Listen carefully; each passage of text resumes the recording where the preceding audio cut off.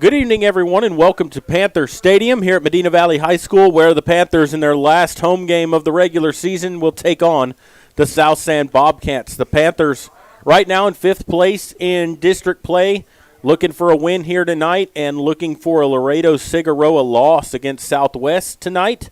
And then the Panthers will travel to Laredo next Thursday to take on Laredo-Cigaroa, looking for that number 4 spot. I'm Jared Lucky, along here with Maury Stein and Jeff Stivers. And Maury had a little cold front blow through today. It's a little crisper outside. Nice night for a ball game, though. It feels like football weather once again, Jared. And like you mentioned, the Panthers need to win and need a little bit of help. It also would help if Southwest Legacy would lose to Laredo Morton. That would be another scenario where the Panthers could sneak in the back door and get a playoff. But the game tonight is what's most gotta important. Win here. You've got to win tonight or all bets are off. And, yep. You know, if it's any indication of what's to come, both freshman teams won here last night. The JV went to South San and also won all three of them pretty convincingly. So let's see if the Panther varsity can keep that going. And, you know, we had parents' night. If that doesn't fire the young men up to get out there and give it their best, you know what? There's nothing anybody in the stands can do about it. Absolutely right. And we're getting ready here, Medina Valley and South San. The Bobcats not in the playoff picture. I think they've only got one district win, if I'm correct. Yes. But they're a team here new to the district, Medina Valley's district. I don't know. It's been a long, long time since Medina Valley's probably played them. I don't know what the all-time series deal is with them, but it might be the first time they visited Panther Stadium. They are blue and white, and you'll see that here in a little bit when they come out on the field. But we're going to take a quick break and then come back. You're listening to Panther Football, and we'll continue here in just a moment. It's our biggest sale of the year at Park Chevrolet. Choose from over 600 new vehicles in stock or on order, all with lowest posted prices. Get 2 years of no-charge oil changes and unlimited watch-time car washes with your new vehicle purchase. Plus, no payments for 90 days and 2.99% financing available. Open until 9 p.m. every Friday and Saturday. It's at North Park Chevrolet, 10 minutes outside Route 410 in Gaskoville or at ntchevy.com. Vacations.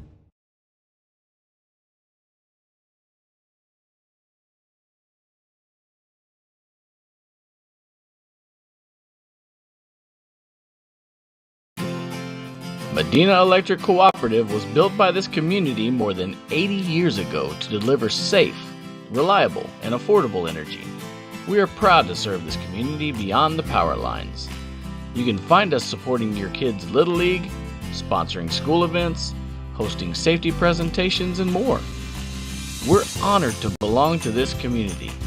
Keep up with Medina Electric from the power lines to the sidelines on social media or at medinaec.org.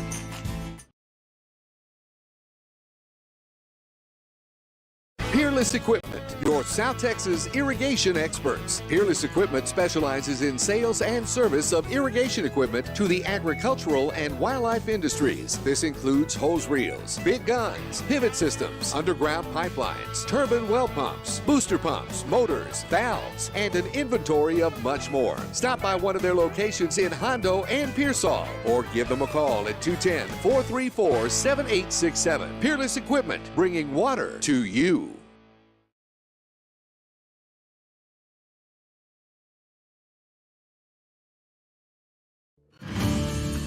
Texas, 268,000 square miles and then some. Twice as much elbow room as California. There's just no place like Texas. And you can take that to the bank. Texan Bank, poised and ready for a future that's wide open. Member FDIC.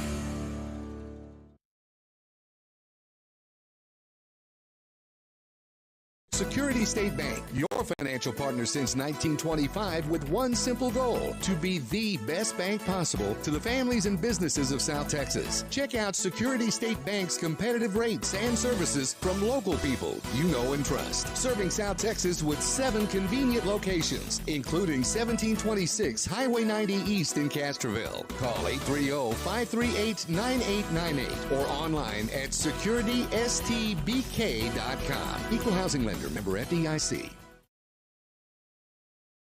Bush's Chicken, one of the oldest locations in Castroville, is proud to serve the Medina Valley area. Bush's Chicken has one goal: be the best. Bush's Chicken knows its success comes from loyal customers in the communities they serve. Stop by Bush's Chicken on Tuesday and get the Tender Tuesday deal, or try their buffalo fries and ask about their Panther special. It's always a hit. Bush's Chicken, 935 Highway 90 East in Castroville. Call them at 830-538-2800.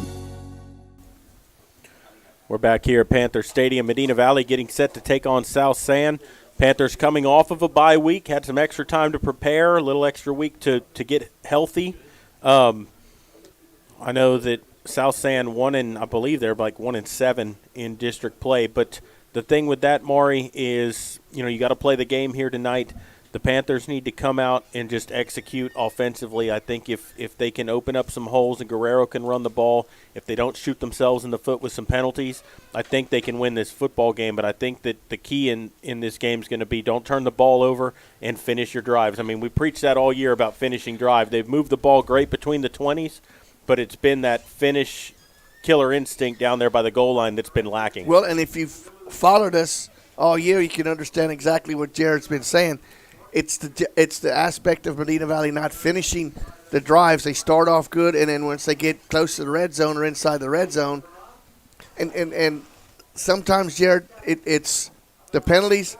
Sometimes, and I'm not one to criticize, but sometimes it's the play calling also, because you got to be set in the right spot. Yep. That's just that's what it comes down to. Sometimes you try to outsmart yourself and go away from the basics, what got you there, and change it up. And sometimes that's not the answer. No, you're exactly right, Maury. If you're gonna run the ball at them for 60 yards down the field and then all of a sudden throw 3 passes in a row, that just doesn't make much sense. You went away from what got you down there, and you're tiring them out by doing that. Keep going at them.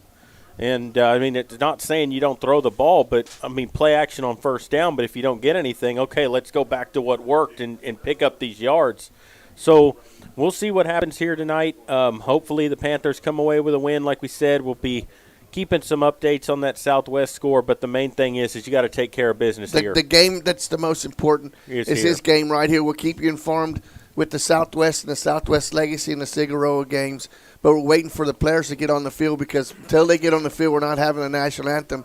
And it's Parents' Night here tonight, so that's why we're a little bit behind. And the flag that was blowing pretty hard when we got here is settled down a little bit. But it's still out of the north, and it's still going to be a factor. And last night, believe it or not, the freshman group, we witnessed a 37-yard field goal. Medina Valley's freshman, Mr. Crisp, kicked a 37-yard field goal, and to me that's pretty impressive for as a freshman to do that. And I'll tell you what, it made it with ease. Really? So a great, and both teams and the JV played an awesome game too. So if that's any indication of what's going on tonight, Jared, if the Panthers limit their mistakes, as you said was one of the keys to your victory, I don't see the Panthers not coming out of here without a win. Yeah, and we're going to go ahead and take a break for the national anthem, and we'll be back with all the play-by-play. You're listening to Panther Football, and we'll continue in a moment. Garner Abstract and Land Company, the title company with professional service and a personal touch. Garner services real estate transactions, buying, selling, and construction loans for commercial and residential. They specialize in land development and farm and ranch. Garner, offering a commitment to professionalism, confidentiality, and personal service combined with the latest technology. Garner Abstract and Land Company will work to earn your trust. Garner Abstract and Land Company, 830-346-1367.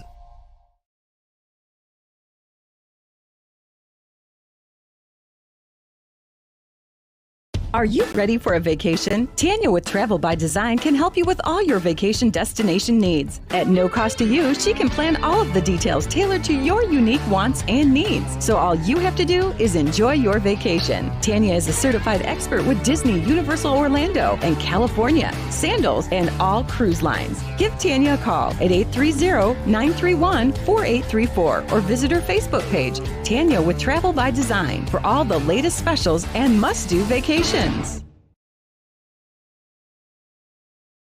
Bush's Chicken, one of the oldest locations in Castroville, is proud to serve the Medina Valley area. Bush's Chicken has one goal: be the best. Bush's Chicken knows its success comes from loyal customers in the communities they serve. Stop by Bush's Chicken on Tuesday and get the Tender Tuesday deal, or try their buffalo fries and ask about their Panther special. It's always a hit. Bush's Chicken, 935 Highway 90 East in Castroville. Call them at 830-538-2800. Tandre Gwynn Funeral Home in Castroville, Texas, has been providing funeral services to families in the Medina Valley and surrounding areas for many generations. Tandre Gwynn Funeral Home is proud to support the broadcast by the Medina Valley Broadcast Network for the athletes and students participating in this event. Go Panthers! Tandre Gwynn Funeral Home, Castroville, Texas. You may view obituaries at Tandre, Tondre-Gwynn, Guinn.com, or visit the Facebook page of Tandre Gwynn Funeral Home to view funeral notes. Sammy's Restaurant and Havy's Alsatian Bakery, two legendary landmarks in Castroville. From breakfast to delicious hometown lunch specials and more, Sammy's satisfies your taste buds with the unique flavor of Castroville. And from fresh baked breads to pies and pastries, South Texans have made Havy's Alsatian Bakery a must-to-visit since 1940. Sammy's Restaurant, online at sammysrestaurant.com. Havy's Alsatian Bakery, online at havysbakery.com. The Medina Valley Sports Boosters are proud to support the Medina Valley Panthers. The Boosters are always looking for volunteers and new members. The MVP Boosters raise funds to support the MVISD sports and scholarship programs. Get your Panther swag at the football store located next to the concession stand. We have several items on sale. Join, volunteer, or purchase your Panther swag today at mvpboosters.com. Double T Outfitters offers deer, dove, turkey, quail, and exotic hunts in Southwest Texas on over 20,000 low-fenced acres. They facilitate professional guide services, lodging, and fantastic meals while providing the best in Southwest hunting. Contact Double T Outfitters to find out details about their current package hunts. Contact owner Brett Ferguson at 210-413-1597 or online at doubletehunting.com. It's our biggest sale of the year at North Park Chevrolet. Choose from over 600 new vehicles in stock or on order, all with low posted prices. Get 2 years of no-charge oil changes and unlimited wash-tub car washes with your new vehicle purchase. Plus, no payments for 90 days and 2.89% financing available. Open until 9 p.m. every Friday and Saturday. Find new roads at North Park Chevrolet. 10 minutes outside Ward 10 in Castroville or at npchevy.com.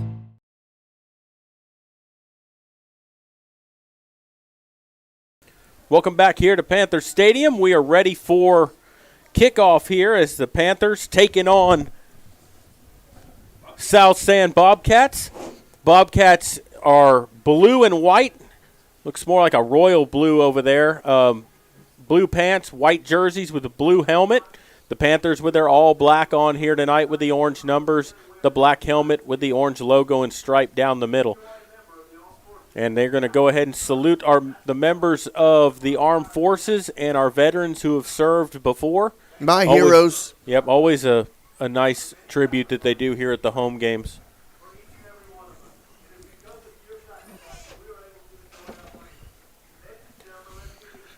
And, right here before kickoff, Maury, I know you were talking about one of the freshman kids, Crisp, last night kicking a 37-yard field goal.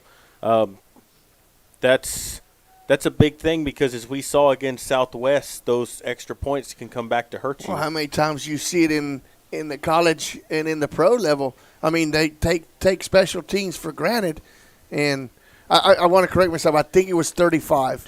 I'm giving him 2 more yards, but still it was 35 yards. But that's still impressive, Jared. And the captains are going out there for the coin toss tonight.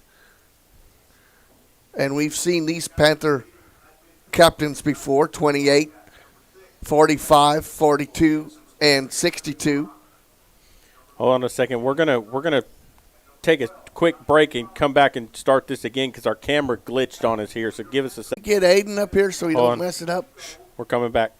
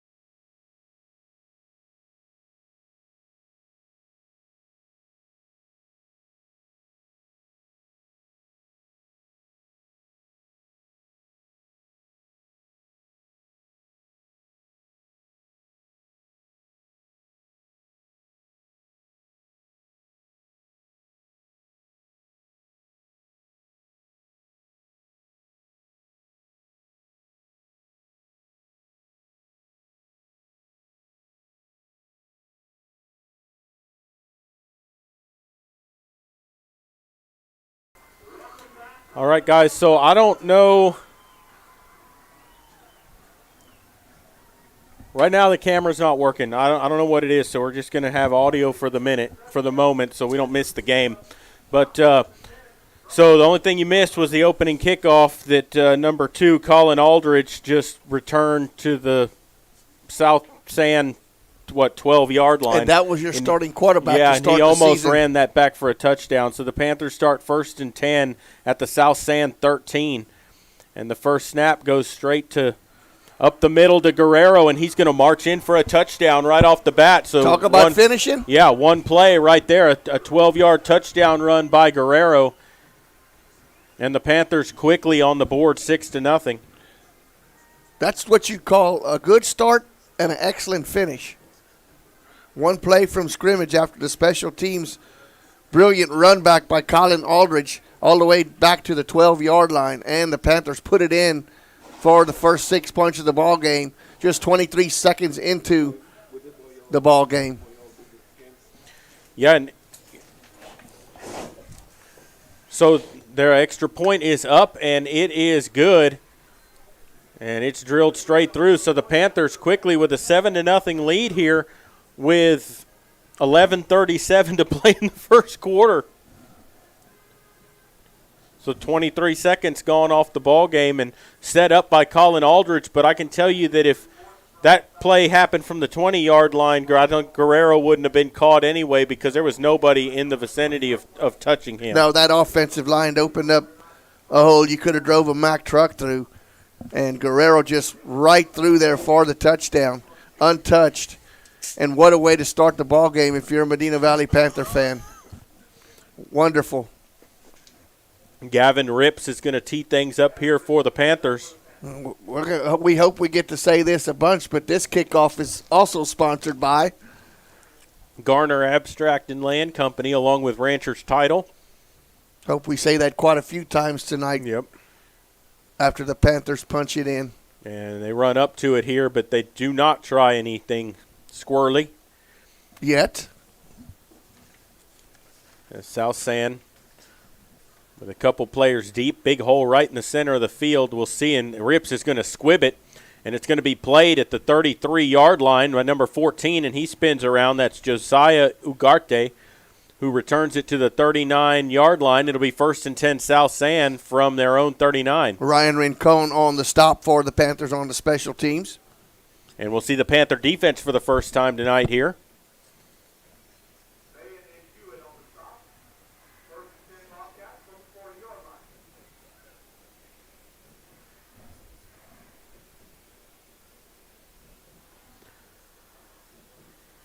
Panther defense, it's gotten better each week. Unfortunately, the offense not finishing in some of those games is what really wore down the Panther defense in the back end of those games. They'll come out here, number 7, Cameron Barron, the quarterback, a senior for the Bobcats. They move left to right. They'll take the snap, and they're going to reverse. It's going to be a pass. Wide receiver's going to let it fly deep. He's got a man wide open, number 17. He makes the catch down at the 23-yard line. He'll be hauled down by Carter Hewitt at about the – we're seeing where they spot him here. It's going to be at the – looks like the 16, 17-yard line.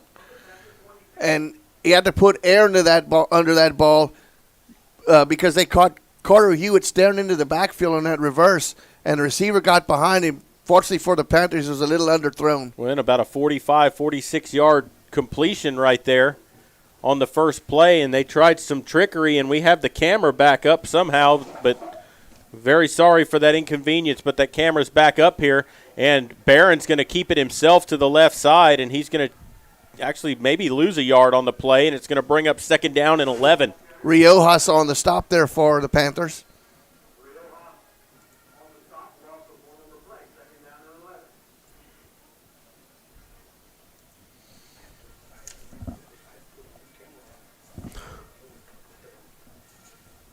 So 2nd down and 11 coming up here for the Bobcats. Barron out of the shotgun.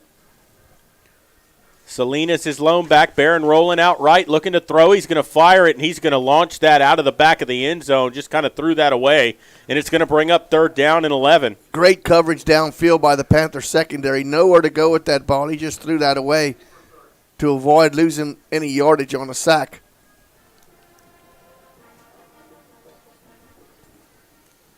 So 3rd down and long, that's what Medina Valley wants to keep them in here at 3rd and long, and you'd like – you know, they're probably – I don't know if they're in 4-down territory, what kind of field goal kicker they have, but if they pick up half of this here, it makes it a little more manageable. They come out with 4 wide in the gun. Barron takes the snap, hands it off on an end around, and he is met in the backfield, runs backwards and gets taken down around the 30. They're going to give him forward progress to the 23. That was Riojas once again for the Panthers.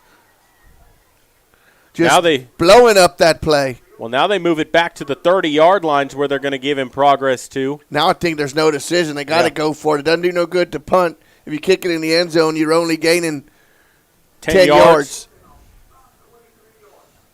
Now you got to be disciplined and do not give them a pass interference here that would result in a 1st down.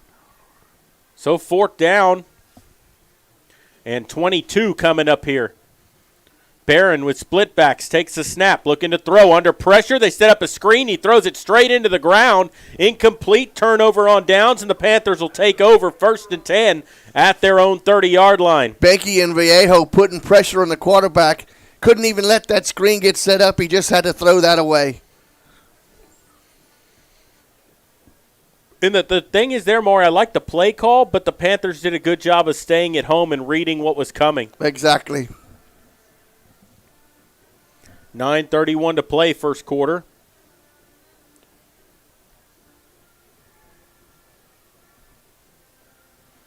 Out of the shotgun here. Takes the snap.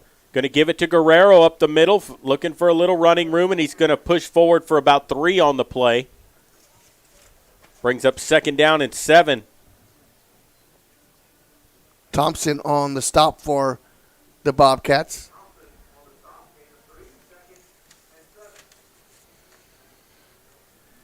Gonzalez out of the shotgun.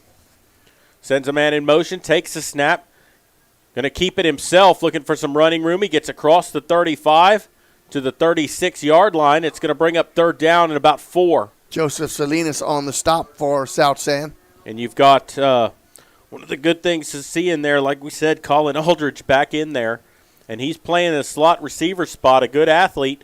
And the other thing, Maury, is he can throw the football. Like, that's a nice little wrinkle that they could add in there if they wanted to. Out of the gun, takes the snap, gives to Guerrero up the middle, fighting for yardage, and he spins his way to a 1st down.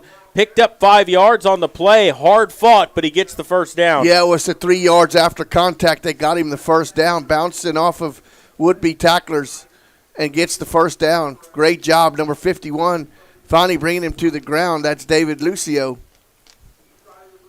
But a big 3rd down conversion. They look to the sideline for the play call.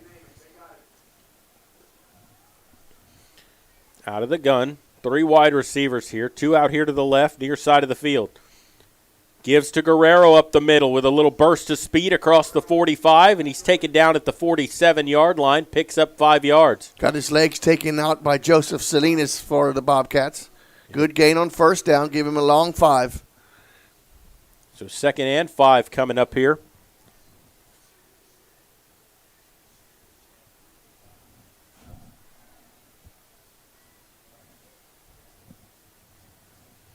Takes the snap, throws quickly out to Aldridge, splits the defenders, and he gets across midfield. See where they spot him. Going to get a good spot, Jared. They're going to be close to a first down, maybe a little short, but they another good job. They should have had him stopped back behind on the other side of the 50, and he managed to shake his way free, and he gets a first down. He got away from Zamora, and then Hernandez finally finished him off, but they give him a first down. And, Jared, that's another thing. You said he can pass. Don't think down the line sometimes he catches that one in a backwards pass and throws it somebody flying down the field. That's what I'm saying, yeah. Out of the gun here, takes the snap. They're going to run it up the middle with Guerrero again, who's going to get across the 45 down to about the 41-yard line, 42. 6-yard pickup there. 2nd down and 4 coming up for the Panthers. Serta on the stop there. Number 55, and Ramos, 54 and 55 for the Bobcats. On 2nd down and 4 here, Gonzalez from the shotgun. Takes that snap. Going to hand it off. Guerrero again. He's got a first down. He's across the 35, and he's taken down around the 32, 33-yard line. Zamora once again, but when you keep calling them small numbers, them safety numbers, that means your offensive line is just blowing holes open. First down for the Panthers here. Ball at the 33-yard line of South San. 6:50 to play here in the first quarter. 7-0 Medina Valley already on top. They scored the first 23 seconds of the ball game.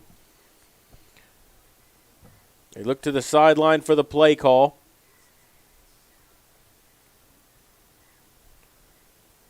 Two wide receivers out here to the left side of the field. Gonzalez takes the snap. Going to give to Guerrero again up the middle. He finds some running room on a cutback, and he's going to pick up about 12 yards. Another Panther first down. Great hard running.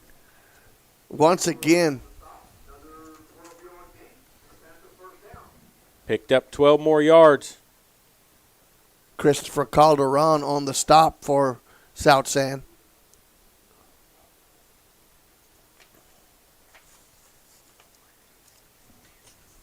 First down and 10 for the Panthers.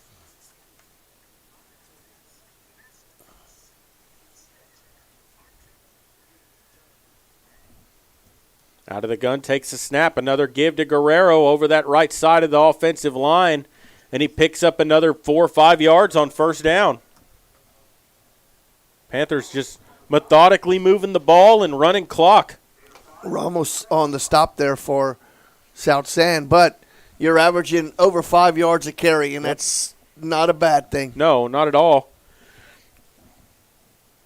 And you stay with what works here, you get another score on the board, and then later on in the ball game you can do the play fake and hit them over the top on something like that. 2nd and 5. Man in motion. Gives it to Aldridge. Trying to get outside, and he's got the corner. He's up to the 10 and bursts to speed to the end zone. Touchdown, Medina Valley. Great blocking out there on the edge by Guerrero, taking care of the linebacker that was supposed to spy on that play. Guerrero takes him out. Aldridge untouched for the touchdown. 17-yard touchdown run for Aldridge. And the Panthers lead 13-0. What another weapon to have back. Yes.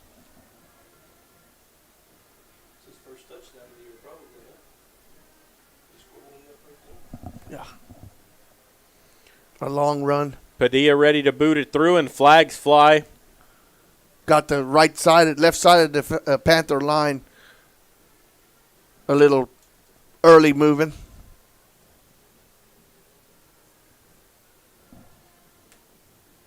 Still trying to determine what they're going to call here. It's offside. Oh, they're calling encroachment to force Medina Valley to move. Wow.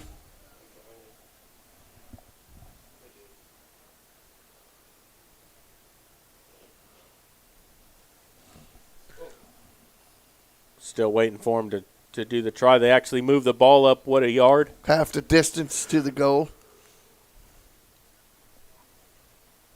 So be kicking from the 18 now instead of the 20. Good snap. Kick is up, and he boots it through with 5:09 to play in the first quarter. Your score, Medina Valley 14, South San nothing. Couldn't have drawn up a better start here for the Panthers. Absolutely not. Other than that one long pass play South San hit on their opening possession, Medina Valley's defense stepped up and forced them into a turnover on downs, and the offense has scored on both occasions. Well, after that long play, there was negative yards after that long play for the Bobcats. So what a way to draw it up. So the Panthers will go back out for the kickoff with a 14-0 lead here midway through the first quarter. Rips will tee it up for the Panthers.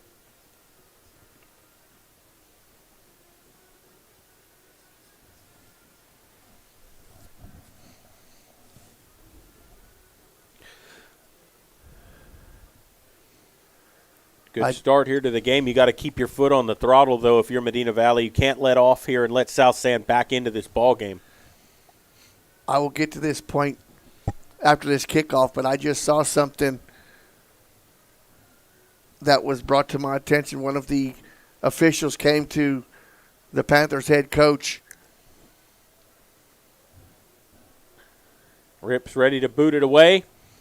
Squibs it across the center of the field. It's going to be touched, still on the ground, covered up at the 22-yard line by return man for South San.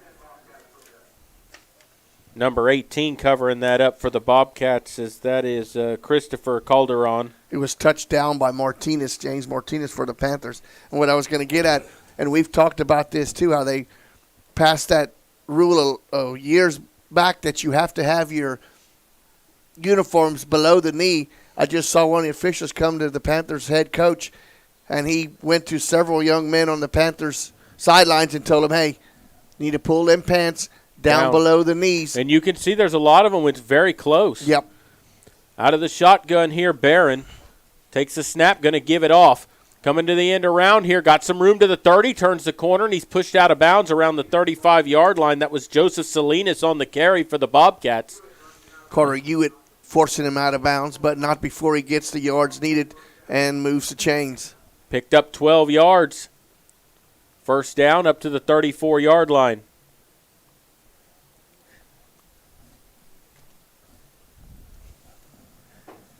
First down and 10. South San looking to the sideline for the play.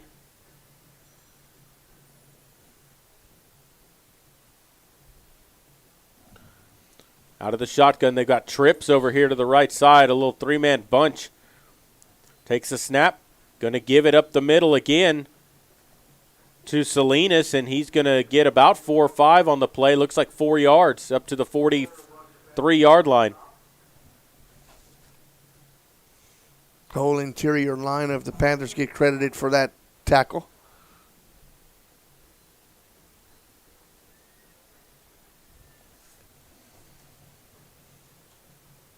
Marino Morales Benke up front for the Panthers, getting credit for that tackle. Second and 5.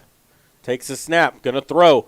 Fires it back to one of the receivers trying to reverse field and get some room. He's back at the 22-yard line. He's dragged down back at the 22. Huge loss on the play that time, and they will spot him at the 22-yard line. Morales gets credit for that tackle. And, Jared, that's just bad judgment. That's a 17-yard loss. You've got to take that little 4-yard loss there instead of going backwards that far.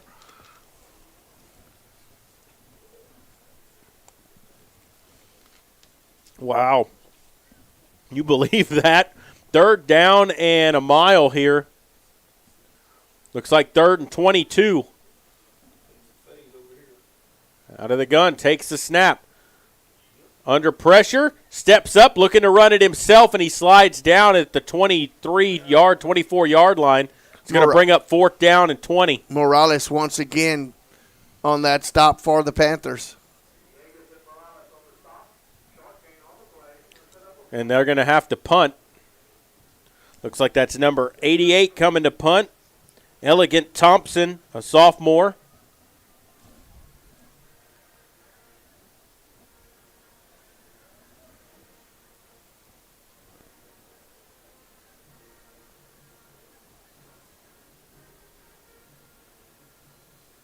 Little confusion here. Well, they're getting a guy on late here.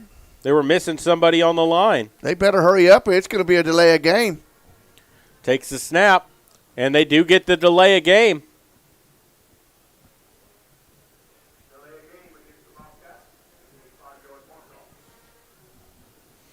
They'll move them back 5 yards and re-snap it.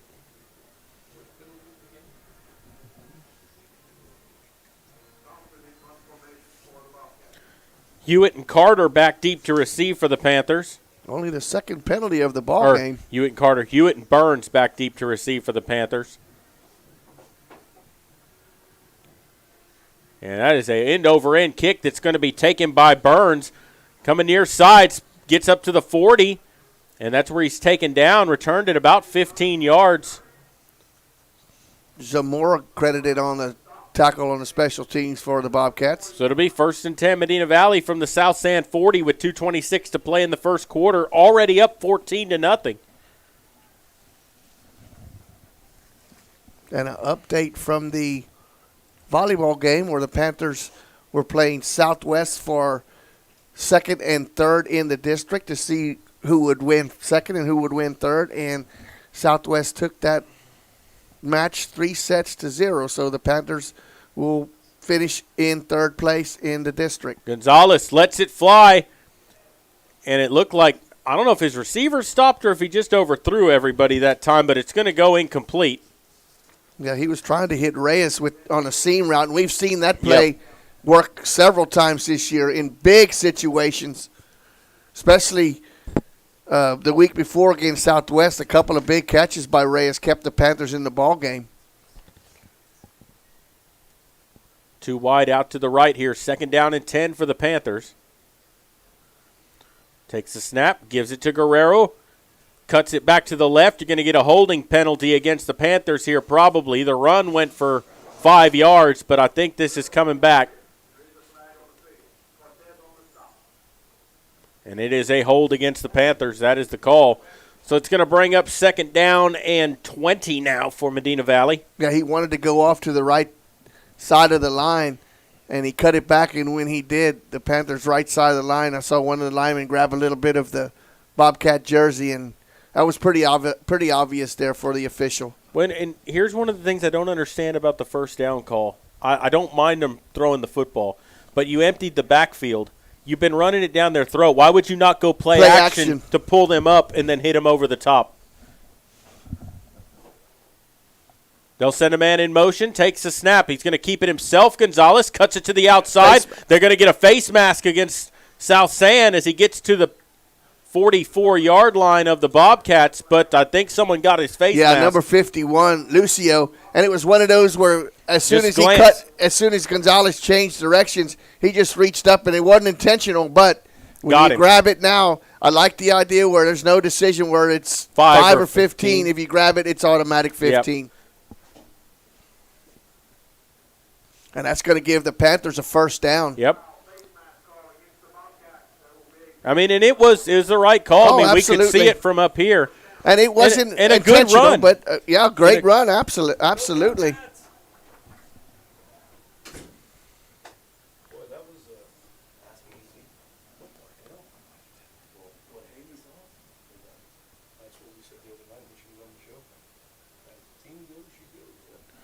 So they'll move him to the 34 or 29-yard line of South Sand. Now they look to the sideline. 1st and 10, 1:50 to play here in the first quarter. Takes a snap, going to swing it out to Burns, makes the catch and the burst of speed, and he is gone down the sideline. Touchdown, Medina Valley. Flag down. You're going to get a holding play on the flanker out here. Yep, and that was actually Carter Hewitt who made the catch, and what a burst of speed to split some defenders, but sadly that's coming back. And I was just going to say good blocking downfield by Rogers and Aldridge, but they're going to get one of the Panthers. I think they're going to get number 4 Rogers for grabbing a little bit too much jersey.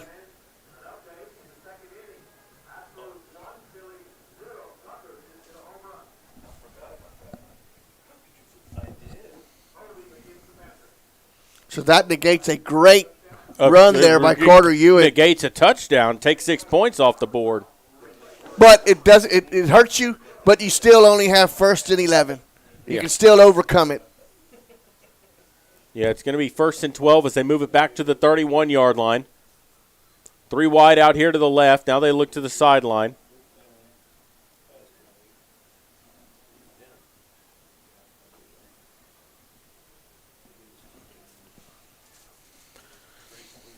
They need to get going here. 4 seconds left on the play clock.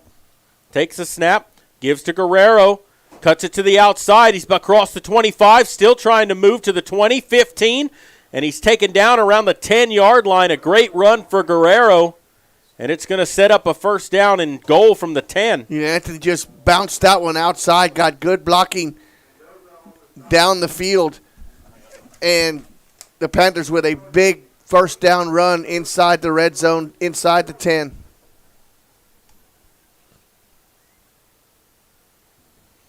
So first down and goal coming up here.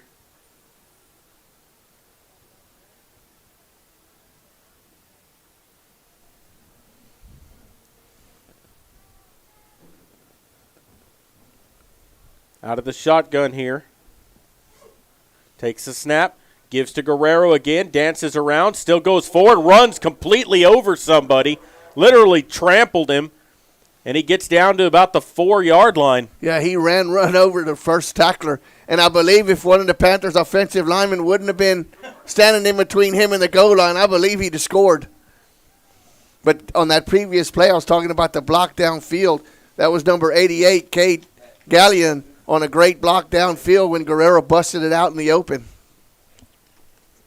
2nd and goal from the 4. 3 wide receivers set here. Takes that snap, gives to Guerrero up the middle again. Gets hit, spins around toward the goal line. They're going to spot him down at the 1. Wow, very, very close. Touchdown saving tackle by number 51, David Lucio. But that's going to be the end of the first quarter. And your score after 1, Medina Valley 14, South San 0. We'll take a break and come back. You're listening to Panther football, and we'll continue here in just a moment. Medina Electric Cooperative was built by this community more than 80 years ago to deliver safe, reliable, and affordable energy. We are proud to serve this community beyond the power lines. You can find us supporting your kids' Little League, sponsoring school events, hosting safety presentations, and more. We're honored to belong to this community. Keep up with Medina Electric from the power lines to the sidelines on social media or at medinaec.org.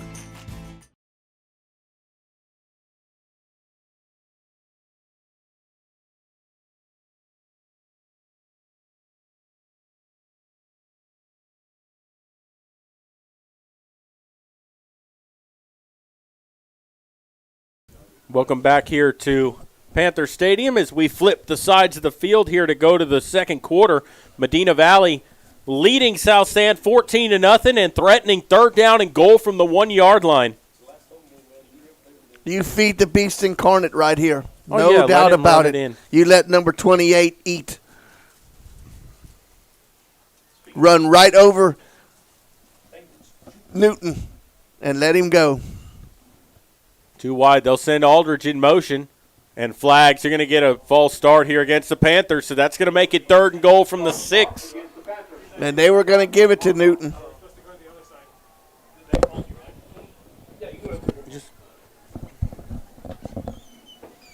So mark it 5 yards back, make it 1st and goal, or third and goal from the 6. Those are the things we talked about, Maury. Those are the things that kill your drives. And not only win, but where on the field. Yeah. I mean, now you got to overcome them. Third and goal from the 6-yard line here. Gonzalez out of the gun. They'll send Aldridge in motion. Takes the snap. Going to give to Guerrero up the middle. Gets hit, and he's going to get taken down around the 5-yard line. They'll give him the 5, a 1-yard pickup, and it's 4th and goal. Mendoza on the stop, and now I say you take the 3 points. Yeah, no, and they're going to send Padilla on to kick a field goal here. No, they're not. Yeah, they are. Here he comes. And, Jared, there was no doubt in my mind that Guerrero would have got that yard.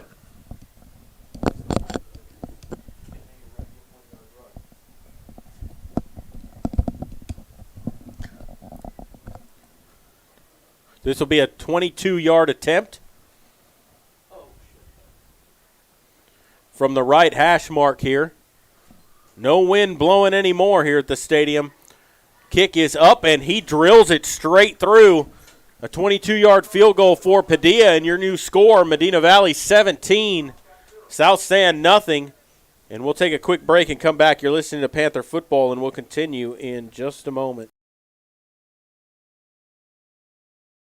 Peerless Equipment, your South Texas irrigation experts. Peerless Equipment specializes in sales and service of irrigation equipment to the agricultural and wildlife industries. This includes hose reels, big guns, pivot systems, underground pipelines, turbine well pumps, booster pumps, motors, valves, and an inventory of much more. Stop by one of their locations in Hondo and Pearsall, or give them a call at 210-434-7867. Peerless Equipment, bringing water to you.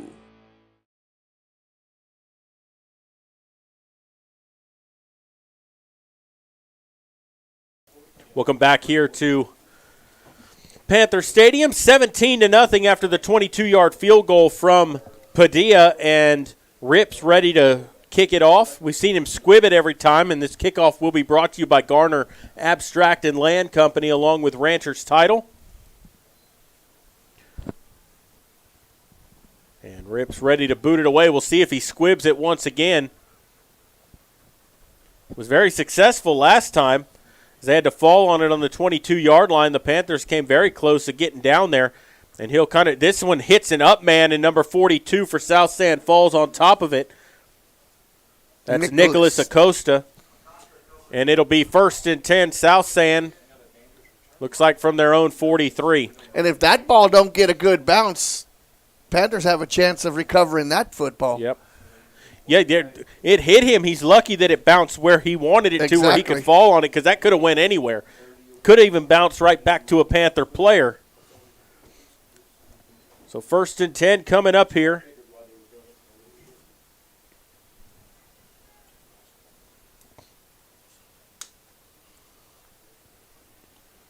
Split backs here for Barron. They'll send a man in motion.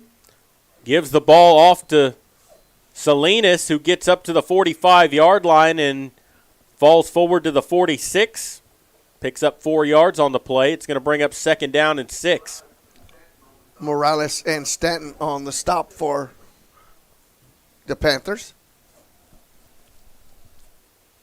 Ball to the 46-yard line rather. They look to the sideline for the play here.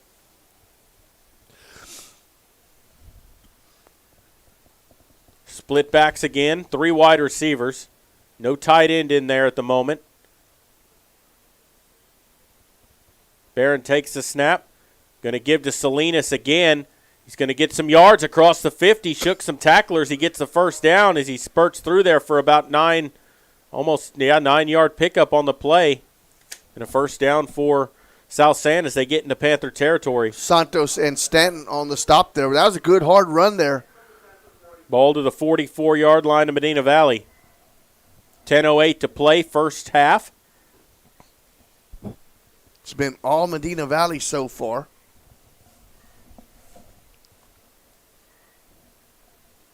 First down and 10 to go. 17-0, Medina Valley leading here in the second quarter.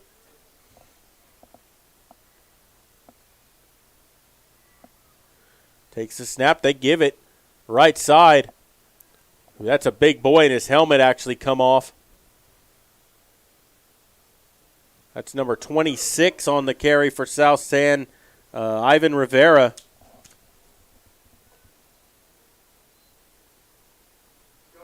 Schulark on the stop there for the Panthers, number 65. Picked up 2 yards. It's 2nd down and 8. Rivera has to leave the game for a play because of his helmet coming off.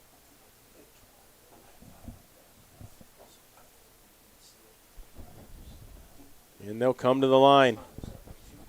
4 wide receivers here, 3 out here to the left side of the formation.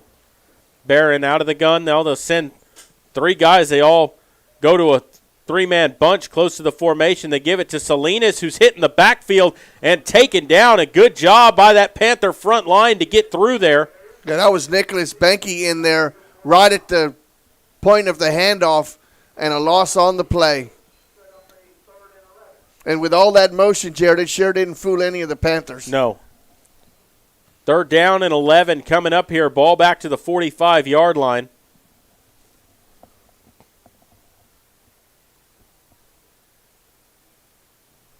They look to the sideline here, looking for their play.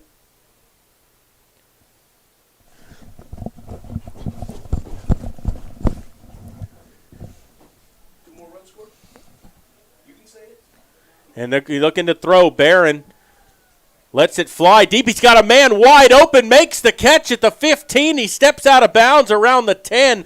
Number 9 on the reception, Jesse Orocha. And that's twice they've gotten free back there. Well, they got their feet tangled, and Warren, number 24, lost his balance, and Orocha just went right by him after they got their feet tangled, and that resulted in a wide open receiver for South San. I know this has nothing to do with a football game, but how about Martin Maldonado? Who's that?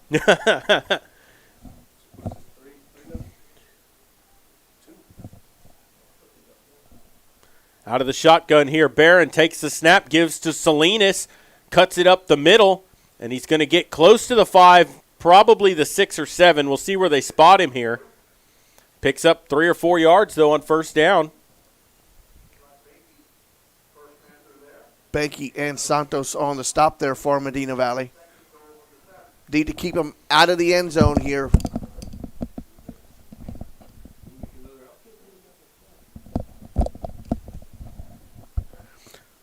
Barons takes the snap. There's penalty flags fly everywhere. Jump ball in the end zone. Another flag flies in the end zone. Pass falls incomplete. First penalty's going to be offsides on Medina Valley. Yep, and the second one's going to be pass interference against somebody because it was in that back corner back there.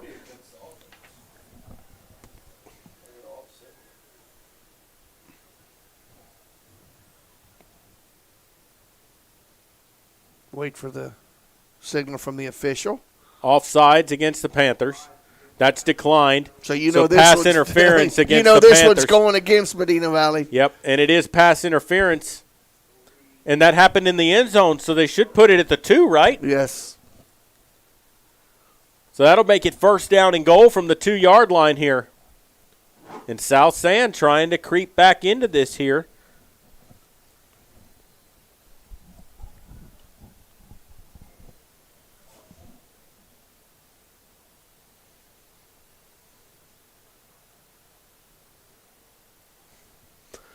Barron out of the gun. Salinas is lone back. There's a 3-man bunch out to the right. One-on-one coverage out here to the left side. Takes the snap. Going to run it himself, Barron. And he is going to get into the end zone for a touchdown running over the right side of the line.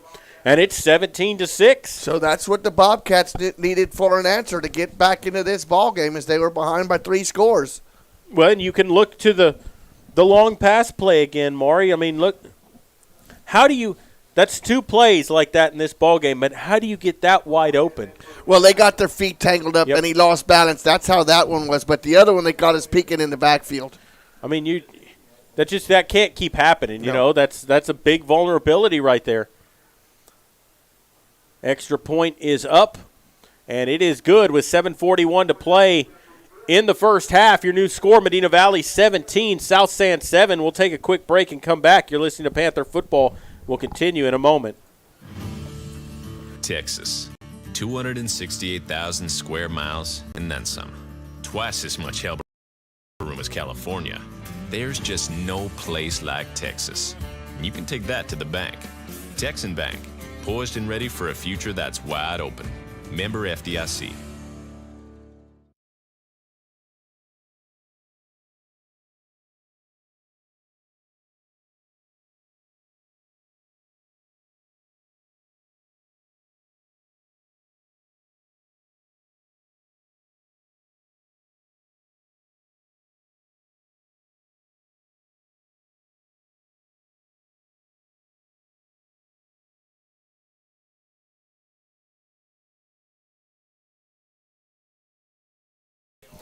Back here at Panther Stadium, 7:41 to play in the second quarter, and number 23, Jesus Velasquez, has it teed up for South San, ready to boot it away. Kickoff brought to you by Garner Abstract and Land Company, along with Rancher's Title. For the Panthers, Landon Burns is the lone man back deep to receive.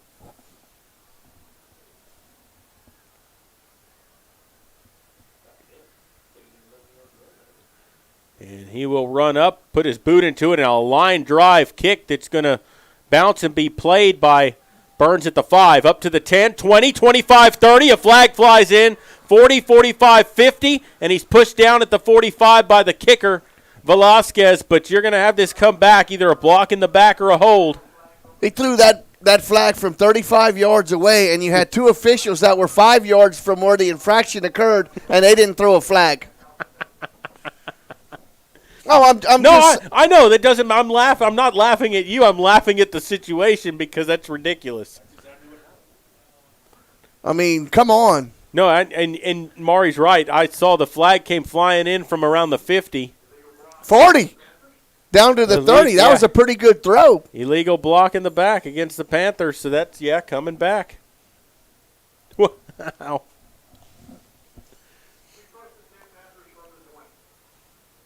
Do that flag good. I wonder what he do in a watermelon speed spitting contest. A seed spitting. First down and 10 for the Panthers. They'll start from their own 20. South San just scored to make it 17-7. We'll see if the Panthers respond now after South San put up its first points of the night. Takes a little dump to Aldridge, who shakes free at the 25, 30, 35, 40, and he's dragged out of bounds. And then he hit him in the back of the head, and they're going to get Salinas for that. And he may be out. Yeah, I mean, he pulled him down. He pulled him down out of bounds first of all, and they were going to let that go. And then when he was getting up, he hit him in the back of the helmet. And good job again blocking downfield by Gallion. He should be out of here. Well, and see, he wanted to spin around and throw Aldridge to the ground, and Aldridge fell down and wasn't going to allow him to throw him to the ground. And when that happened, then he slapped him on the side of the helmet. And they will not eject him from the game. Well, that's his first one. Yep, then he's saying that. But, yeah, he'll get one more. But they can't lose him. He's a running back for them. And he's their starting safety. Yeah. But that's going to move 15 yards onto the end of that run by Aldridge, and it's going to be 1st and 10 Panthers from the 40. So a 25-yard pickup and then another 15 yards onto the penalty. A 40-yard gain for the Panthers.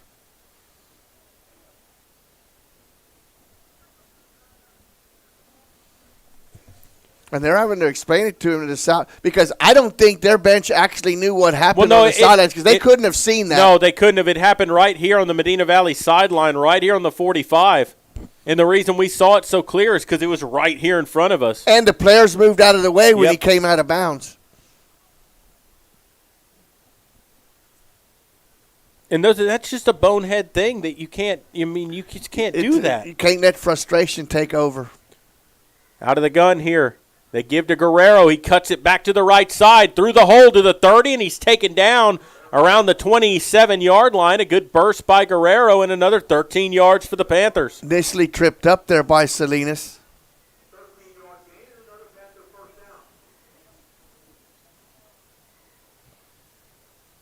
First and 10, Medina Valley. 7:08 to play here in the first half.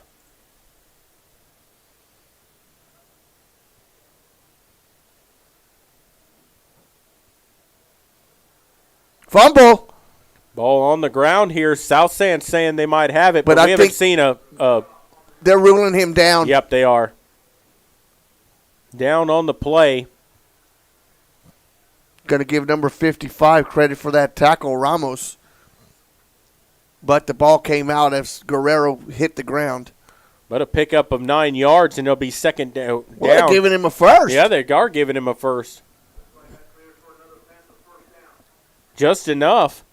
First and 10 now. Ball at the 17-yard line. And this is the answer the Panthers needed after that score by the Bobcats. Gonzalez from the gun.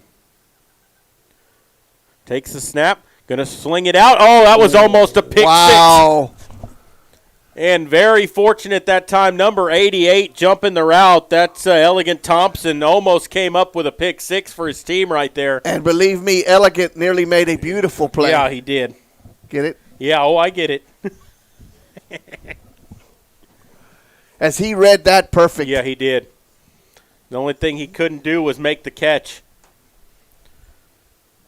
Because if he does, it's 17 to 13 absolutely. right now. Takes the snap.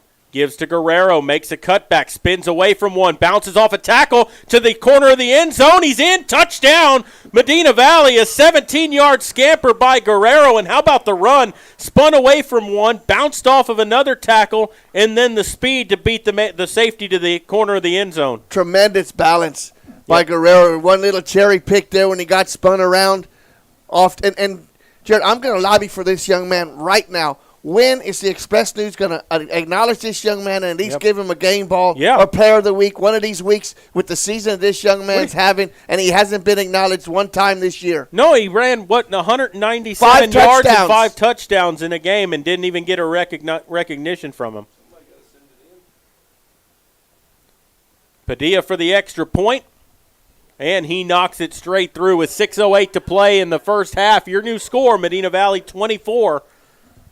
South San 7. We'll take a break and come back. You're listening to Panther Football, and we'll continue here in just a moment. Security State Bank, your financial partner since 1925 with one simple goal, to be the best bank possible to the families and businesses of South Texas. Check out Security State Bank's competitive rates and services from local people you know and trust. Serving South Texas with 7 convenient locations, including 1726 Highway 90 East in Castroville. Call 830-538-9898 or online at securitystbk.com. Equal housing lender, member FDIC.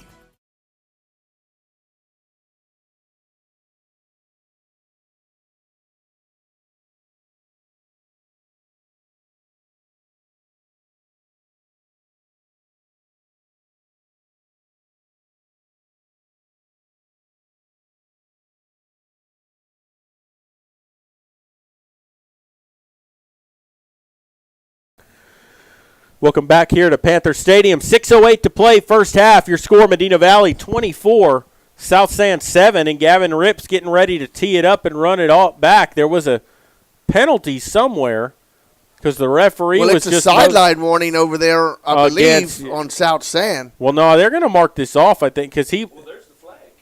Yeah, the flag's sitting on the sideline. They're talking to the coaches. And I want to get back to what I said. I'm not blaming the Express News because I know the stats need to be called in. And I don't know, I think it's the job of the school, but somebody needs to call the stats in the Express News because this young man needs to get recognized. Yeah, he does. Sooner or later because of the season he's having. No, they're marking it off here against... Could be in sportsmanlike conduct. Yeah. That's the second time we've seen that this year. We saw a coach get ejected and Jared wasn't here. No, I was here for that. Jared was here. That was the Nixon game, yeah. It was right after the infraction on this side. He threw the headset. It sat over there for about 3 quarters. Yep. Wish I'd have had the bump, happy trails. It's like he threw it and was gone. I was like, bye, Felicia. Yep. Now, right then would have been where they should have tried it. You're on their 45-yard Well, Rip's going to kick it away. We'll see what he chooses to do here. Look, they're down a 3-point stance on this side. Onside kick does not take the hop. That should be a late hit, and it is. Well, and he was down. He was down. Yeah, I mean, he fell on top of the ball and the play was dead. Yeah, all he had to do was just touch him. Yeah, you can't do that. No. We didn't even have to touch him, Maury. It's not the pros. Down. No, it's not the pros. Yep. He's down. But that's being aggressive. I mean, I can understand that. I mean, that's not a mental one. That's being aggressive. That's not slapping somebody in the helmet after the play's already over. So there's 15 yards. They're going to get the ball at the 45-yard line. But it's like Jeff said, if you want to do an onside kick, that was the time to do it. Yep. And Rips, he was trying to get the big hop. It never came. The ball just kept rolling end over the ground.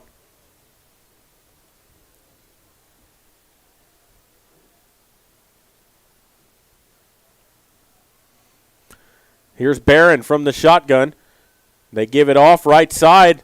Trying to get around the end is fumble. Number 26. The ball's loose, and I think the Panthers have it. That ball squirted out at the very end of the run, and it is going to be Medina Valley football as they come up with the fumble recovery. It looked like number 34, Caden Keller, came up with that football.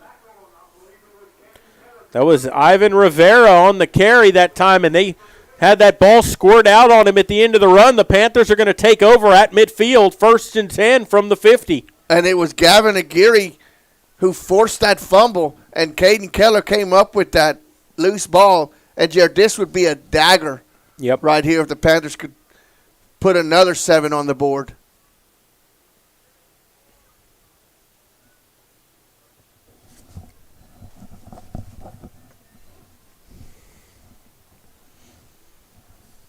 Out of the gun here, Gonzalez. 5:57 to play, first half.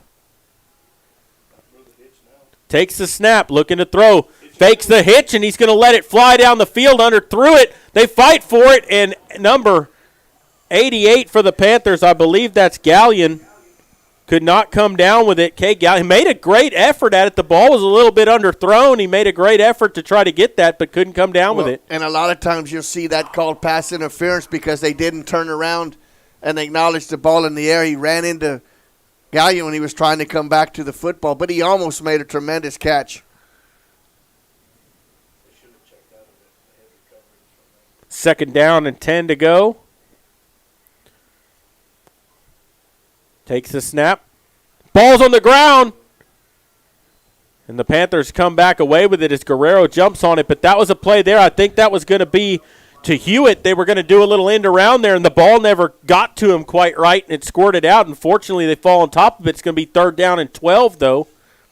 So the Panthers had great field position after the turnover, and it went backwards on the first 2 downs. Make it 3rd down and 13, actually, for the Panthers. They move back to the 47. If you could get about half of this back, I would not concede not going for this. I think they need to call a screen here to Guerrero. Takes a snap, going to throw. Timeout taken by Medina Valley before the snap with 5:09 to play. Timeout brought to you by Peerless Equipment.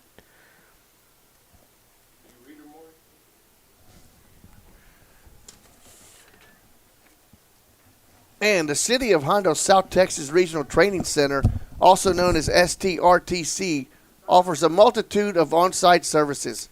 College courses for students looking to achieve their associate degree, vocational and technical programs such as patient care technician, welding, and HVAC, and GAD through Southwest Texas Junior College. Assistance with employment search job trainings for youth and adults with workforce solutions or transportation assistance provided by ACOG ART Transportation. For additional information, contact the staff at 830-741-8347 or find them on Facebook at STRTC. That's South Texas Regional Training Center. And they'll come out of the timeout here. For the Panthers, it'll be 3rd down and 13 here. You got 3 wide receivers out here to the right, 1 out to the left side. They'll look to the sideline here to see if they want to change up the play call. Gonzalez out of the gun, ready. Guerrero to his left. Looking to throw, drops back, steps up, fires over the middle. He's got a man open, makes the catch at the 30, and he's taken down at the 25-yard line. Carter Hewitt on the slant route over the middle, and a first down for the Panthers. Yeah, he had position the whole way on the safety there. That was a great throw by the young quarterback, and a great job of Hewitt bringing the ball in and converting on that long third down play. Yeah, and I think that was a 29-yard pickup that time for the Panthers. Out of the gun here again. They'll have 2 wide on each side.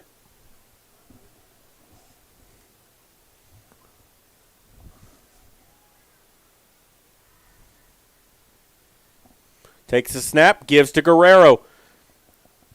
And he's dragged down from behind that time. He's going to pick up maybe a yard or 2 on the play. Number 51 on the stop there, Lucio.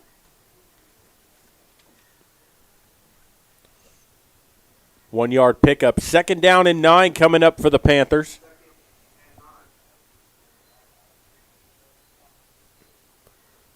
They look to the sideline again here.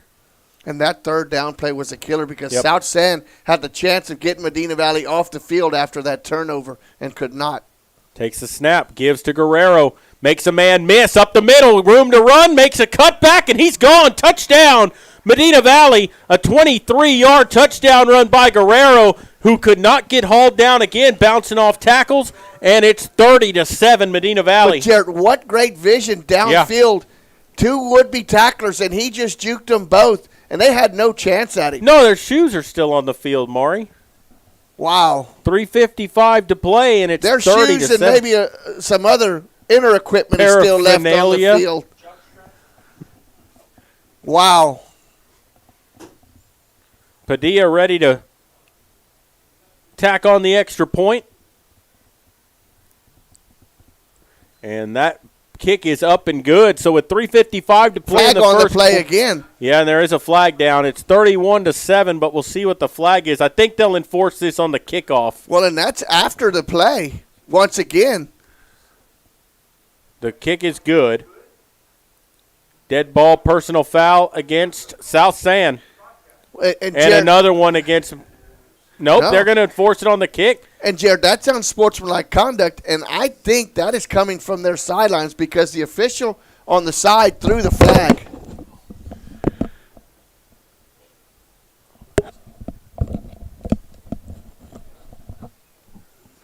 Yeah, and Maury, that's 3 unsportsmanlikes on them already in the first half. You know, it's actually been a pretty clean game for the Panthers. I don't know if they've only been called for 1 infraction, and that was the interference in the end zone.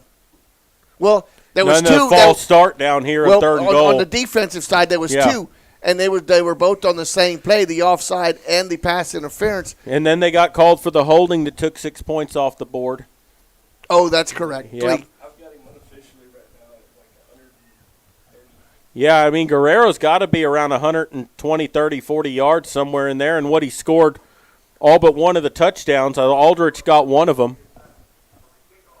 So they're going to mark the 15 yards after the penalty back down to the 45. Yeah, they're going to kick from the 45 again. The second time in a row. Well, now you got a 31-7 lead here. I think you got to kick it away. It Just kick it through the end zone here. Or just kick it like you did last time. Yeah. Kick a low Squib line drive. Yeah. And Garner Abstract is getting their money's worth on the kickoffs tonight, aren't they? And along with Rancher's Title, our sponsors for the kickoffs. And we want to thank them for that. Rip's ready. Now you got a penalty flag comes in against the Panthers. What did he do? Can't step across the line. Did he step across when they did their little run? Can't step Maybe. across the line. It's false start. Yep. Something. Where's the head referee? Because he didn't. He's down there. That's why they did that. If he goes across the line, it's a false start. Yeah, and that's, I think, what he's telling him. Now he's going to kick from the 50. I think he just wanted to kick from the middle of the helmet, and he did it on purpose.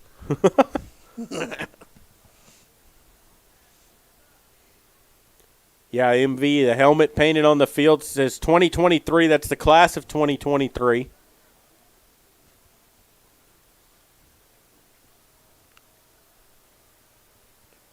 And rips with an onside kick, and it's going to be on the ground, and the Panthers are going to have it. As number 6 for Medina Valley, Dylan Allen, comes away with it for the Panthers. And that time number 11 couldn't keep track of it, and it got away from him. And number 6 comes up with the pigskin for the Panthers. And the Panthers are going to have it 1st and 10 at the 31-yard line. There's still 3:51 to play in the half. It's dragging on. Well, hopefully in the second half they let the clock run. I doubt it. Let it run.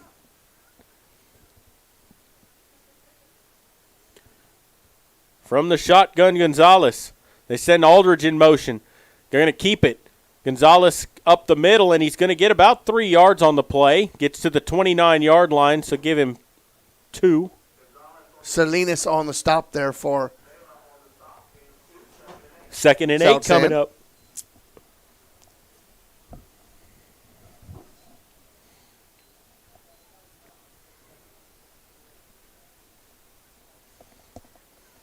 Looking to the sideline for the play here.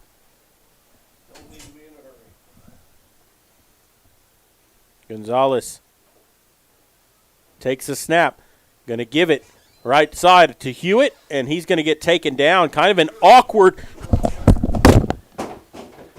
Elegant Thompson on the stop there for the Panthers. For the Bobcats.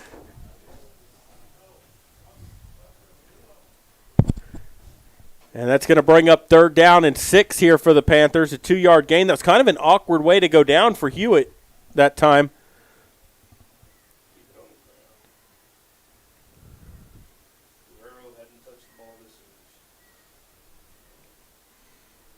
Third down and 6 here. Guerrero to the right of Gonzalez. Takes a snap. Gives to Guerrero. Makes a man miss. Still on his feet, pushing for yardage. He gets to the 25-yard line. He's going to be about 3 or 4 yards shy of the first down. And a flag comes in late after the play. Calderon on the stop. Let's see what this is now. That came from the umpire who just threw that flag way after the play was over.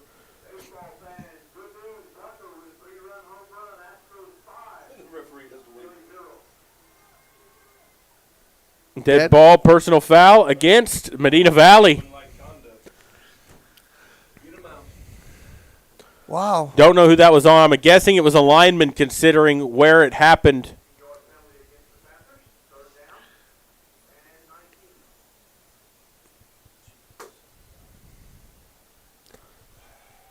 So 3rd and 19 here. Ball back to the 40. If that was a dead ball, how is it? It should be 4th down if it was a dead ball and happened after the play was over. And it is. It is 4th down, and now timeout taken by South Sand. Because I was going to say they just changed the down marker, but that's a dead ball. It was after the play occurred. I was thinking the same thing. They're going to give us 3rd down over, and it was after because Guerrero was short of the first down on 3rd down. Then the dead ball should have stayed 4th down but moved it back. Well, it'll be 4th down and 19 here.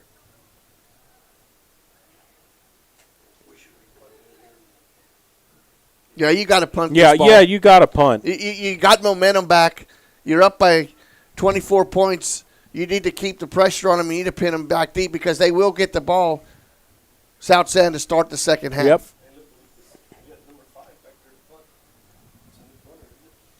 Yeah, Justin Mayen to punt. Sophomore.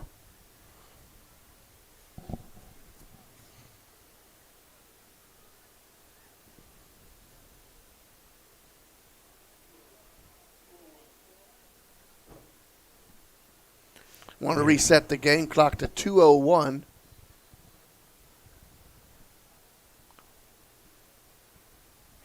Put 21 seconds back on the clock.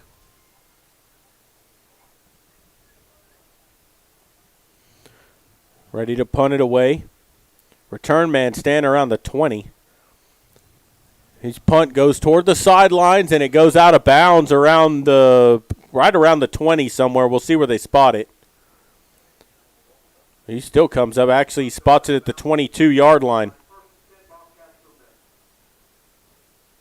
He had the right idea trying to corner it, just didn't get all of it that he wanted. Kicked it too far to the sideline. But it'll be 1st and 10 South San from the 21-yard line with a minute 58 to go, and they have all 3 of their timeouts remaining.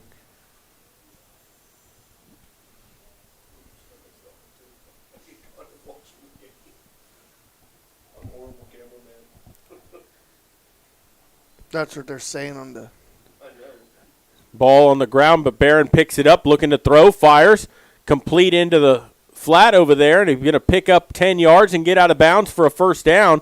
Pass was complete to number 8, Jaden Serta. Soft coverage there on the edge by the Panthers. Nobody within about 10 yards of the catch. Not a good job of Serta getting.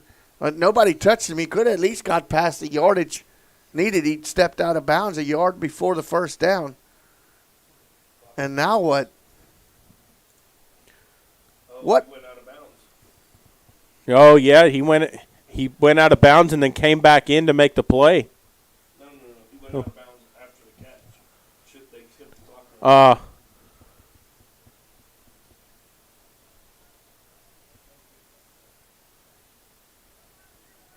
Come on, clock operator. That's what he let a woman do.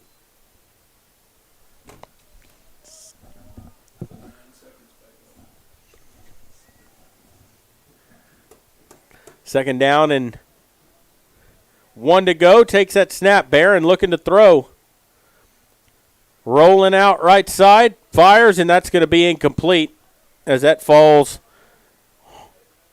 out of bounds, and it's going to bring up 3rd and 1. But what was the break about? They never put no time back on the clock. Yeah, they did. Oh, did they put it was sitting at a minute 41. Now it's at minute 44 after that play. So what was missing? They put like 9 seconds back on the clock. 9 seconds. But that only took 5? Yeah.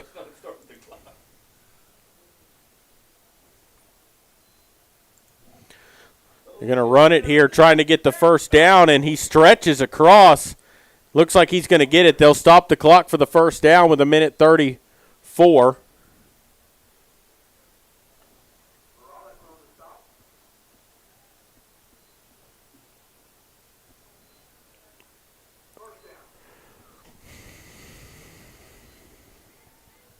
Takes a snap. Barron rolling out here left side. And he's going to get sacked at the 26-yard line. And they're going to say it was inbounds. Yeah, he never stepped out. He got knocked out on the tackle. And that clock they stopped it. Timeout taken by South San. I was going to say they're going to have to use a timeout. That's what I was saying. That's what happens when you won't let them take a timeout after they step out of bounds. You know, it's hard to determine because you got to be watching, because I keep the clock a lot of times for the JV and freshmen, and it's hard when they don't signal right away, roll the clock, and, you know, when you're not prepared for it, you don't know when to stop or when to start it. 45 and 27 on the stop, on the sack. And so out of the timeout here, it's going to be 2nd down and 15 as South San with the football, a minute 25 to go in the second quarter. Medina Valley leading this game 31-7. Santos and Riojas getting credit for that sack for the Panthers.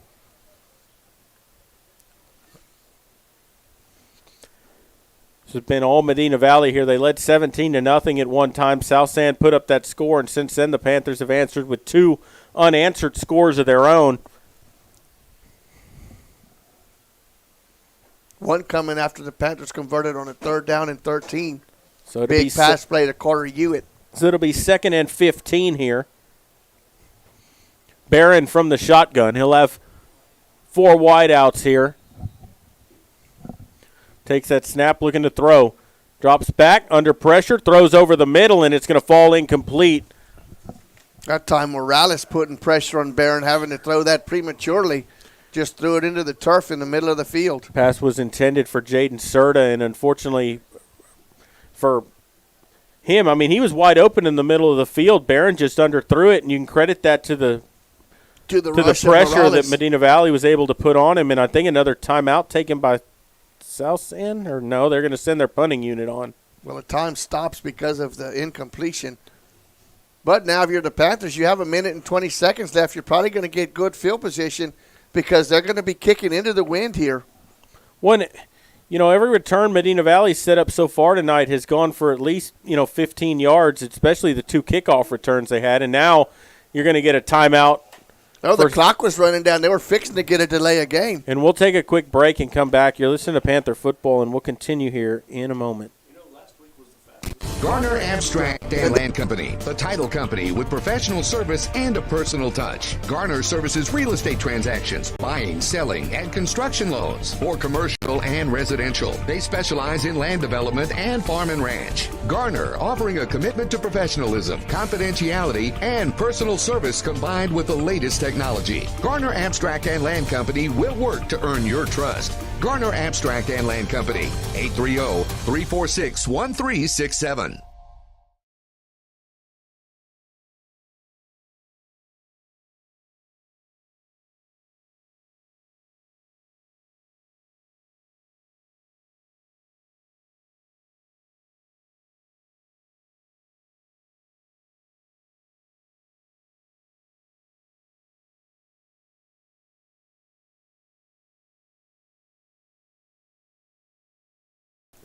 We're back here at Panther Stadium as we're getting ready to come out of the timeout. There's a minute 20 left here in the first half. And, Jerry, we were talking at the timeout. Panthers have 2 timeouts. Good field position here. They could really make this really lopsided at halftime. Because they got the starting offense back out there on the field. Now they're showing third down. That's what I had. Wow, and what a snap. That's going to be a false start. He snapped it off his leg, but nobody moved except the center. Wow. And that's coming after a timeout. Yeah, now it's going to be 3rd and 20.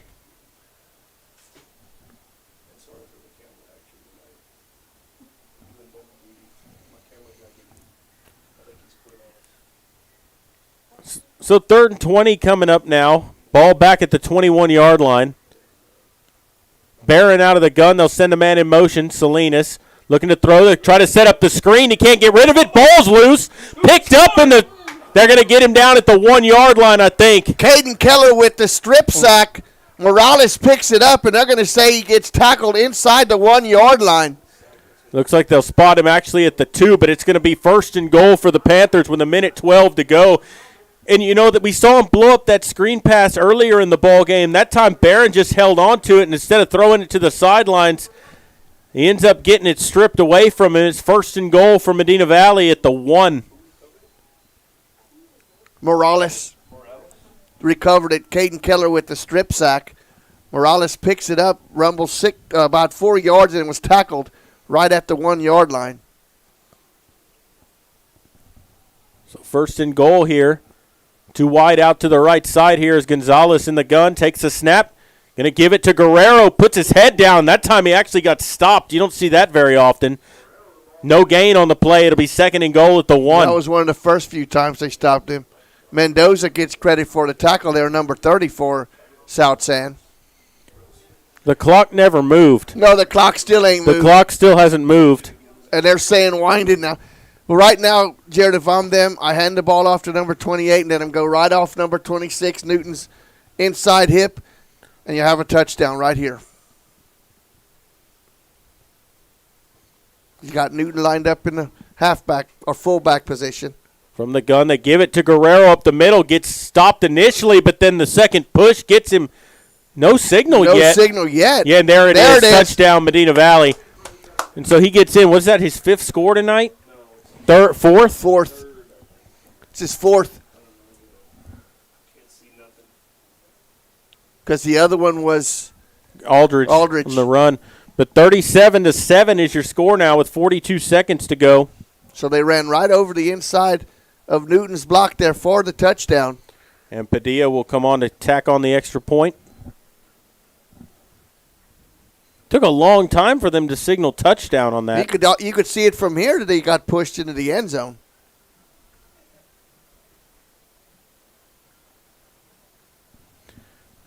Good snap. The kick is up, and Padilla drills it through with 42 seconds to go in the first half. Your new score, Medina Valley 38, South San 7. And Maury, things have gone from bad to worse for South San here. Just when you thought they were going to go in only down, 31-7, then the fumble recovery on the 1 yard line, the Panthers able to put 7 more on the board here before the half. Yeah, the Bobcats have a little case of cat scratch fever right now as they cannot recover.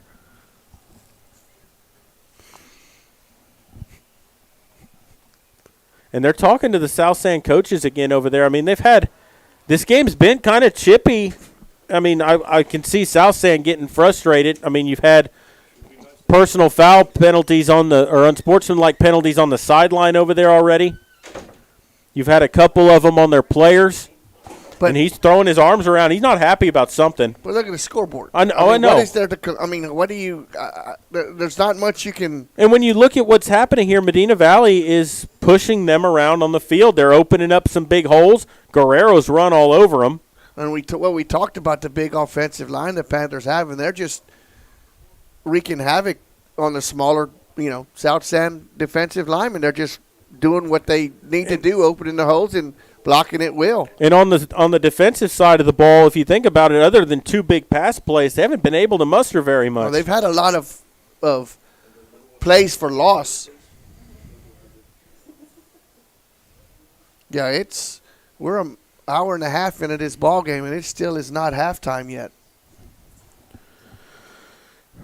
Rips tees it up. He's finally kicking from normal at the 40-yard line again.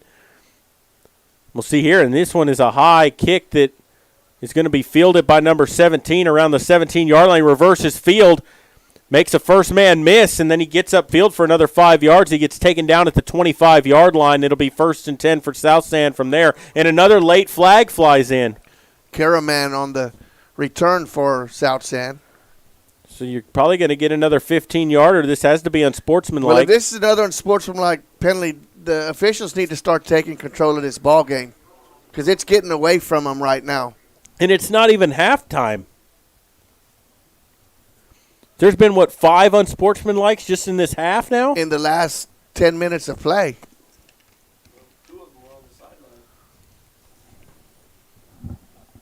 33 seconds to play in the first half.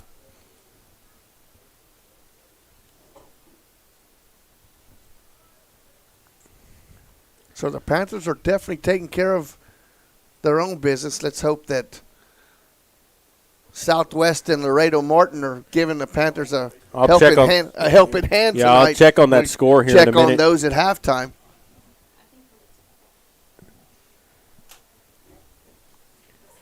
New score in Houston as Tucker has hit a 3-run home run now. Well, now it's 5-1. Now it's 5-1. Yep. It was 5-0.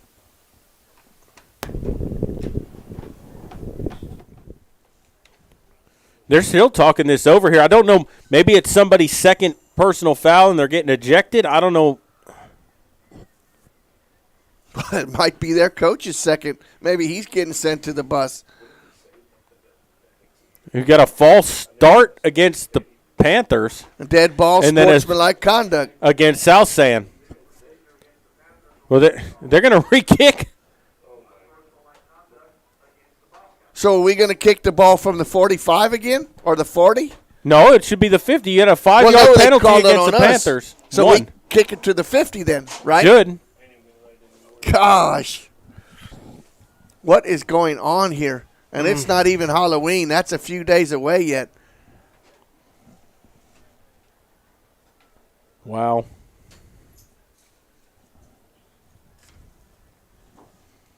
And, Jared, you got to tell us, what is your daughter going to be for Halloween this year? Oh, she's going to be Little Red Riding Hood. Oh, my. That's what, Shannon bought her that outfit. She wanted her. I wanted her to be Dobby from Harry Potter. She was not into that. I know. I like She said Little maybe Red Riding next Hood. year. I want her to be Dobby. There you go. And they are going to kick from the 50. You think it took them long enough to sort that out? No, but that's your good Medina Valley math, Jared. You figured that out. See? Knew you got something from school. Yeah, I paid attention some. At least in math class, right? Yeah.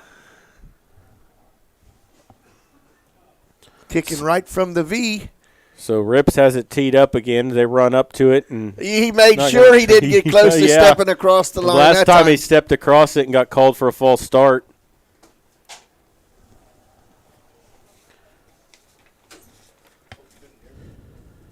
You got Roman Hernandez back deep to receive, and Rips with a high end-over-end kick and a fair catch called for at the 3-yard line. They get it up to the 25 or the 20, wherever.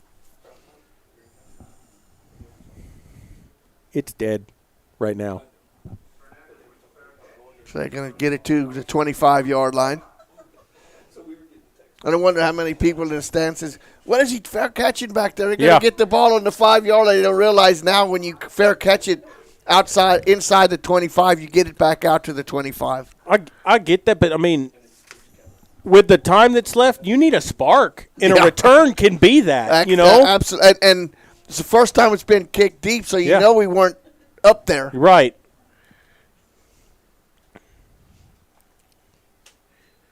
Looking to throw. Barron rolling out right side. Still on the run. Throws back across his body, and it's picked off. And he starts back up down the left sideline. He's going to get back to about the 22-yard line with 18 seconds left. That looked like number 27, Riojas, on the interception. I think it was Chris Suazo. Was it Suazo, 23? Yeah, 23. Had my 7 and 3 mixed up. But that is Chris Suazo. Great job. Sophomore linebacker, one of the young players, again, making plays for the Panthers. And, you know, Barron, that's a good job by the Panthers to stay with the play because he rolled out all the way to that far sideline, threw back across the field, and they had to be in good position to stay with those plays to make that happen. You got 17 seconds, 2 timeouts. You're with the wind right now, so you may even be within field goal range right now. When I'd imagine – you think they'd run it here with Guerrero, or they'd actually try to throw it to the end zone here and try to get something out of this? That's a good question. Gonzalez flag out of the down, gun. Delay a game. That's not what you needed. Nope. I mean, you're up 38-7. It's not like, not to say possessions don't matter, but I mean, you're up 38-7 here, but you got a chance to score again before halftime. You'd like to not squander it away. 1st and 15 here. Gonzalez to throw with time.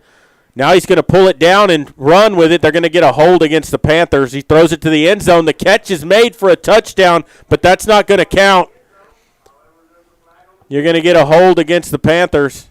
And that holding penalty may take you outside of field goal range. Well, and the time ran off the clock. There's 8 seconds left. That's twice they've taken points off the board now with a holding call. 1 on a run and 1 on the pass.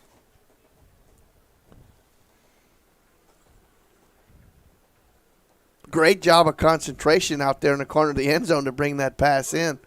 Well, that was Aldridge, I think, wasn't it? I'm not sure.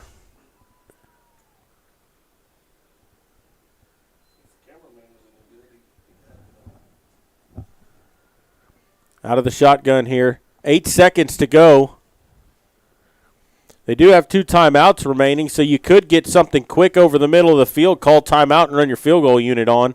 They're going to empty the backfield here. Looking to throw. They're going to fire it out to Guerrero, who gets hit right away, breaks a tackle, and that's going to be the end of the quarter as he gets taken down with no time left on the clock. And your score at halftime, Medina Valley 38, South San 7.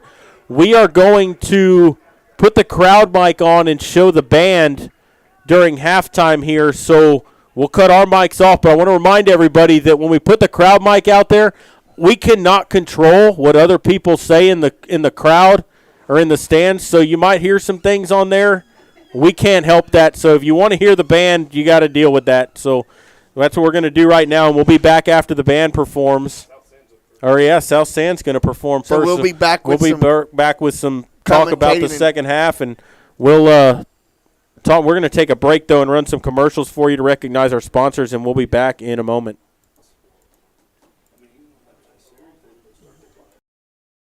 Are you ready for a vacation? Tanya with Travel by Design can help you with all your vacation destination needs. At no cost to you, she can plan all of the details tailored to your unique wants and needs. So all you have to do is enjoy your vacation. Tanya is a certified expert with Disney, Universal Orlando, and California, Sandals, and all cruise lines. Give Tanya a call at 830-931-4834 or visit her Facebook page, Tanya with Travel by Design, for all the latest specials and must-do vacations.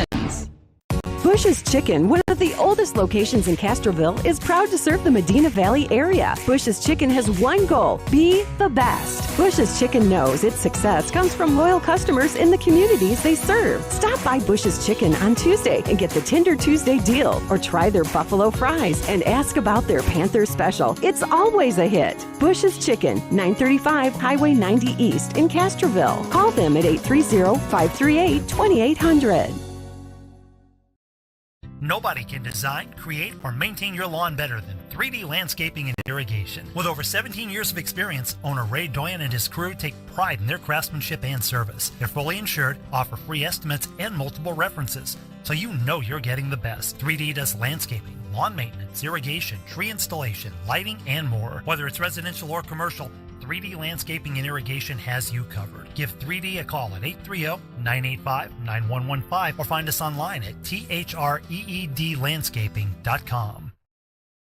Sammy's Restaurant and Happy's Alsatian Bakery, two legendary landmarks in Castroville. From breakfast to delicious hometown lunch specials and more, Sammy's satisfies your taste buds with the unique flavor of Castroville. And from fresh baked breads to pies and pastries, South Texans have made Happy's Alsatian Bakery a must-to-visit since 1940. Sammy's Restaurant, online at sammysrestaurant.com. Happy's Alsatian Bakery, online at habysbakery.com.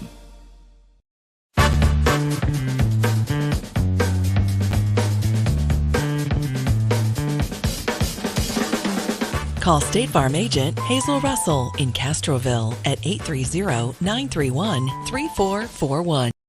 Tandre Gwynn Funeral Home in Castroville, Texas, has been providing funeral services to families in the Medina Valley and surrounding areas for many generations. Tandre Gwynn Funeral Home is proud to support the broadcast by the Medina Valley Broadcast Network for the athletes and students participating in this event. Go Panthers! Tandre Gwynn Funeral Home, Castroville, Texas. You may view obituaries at Tandre, Tondre-Gwynn,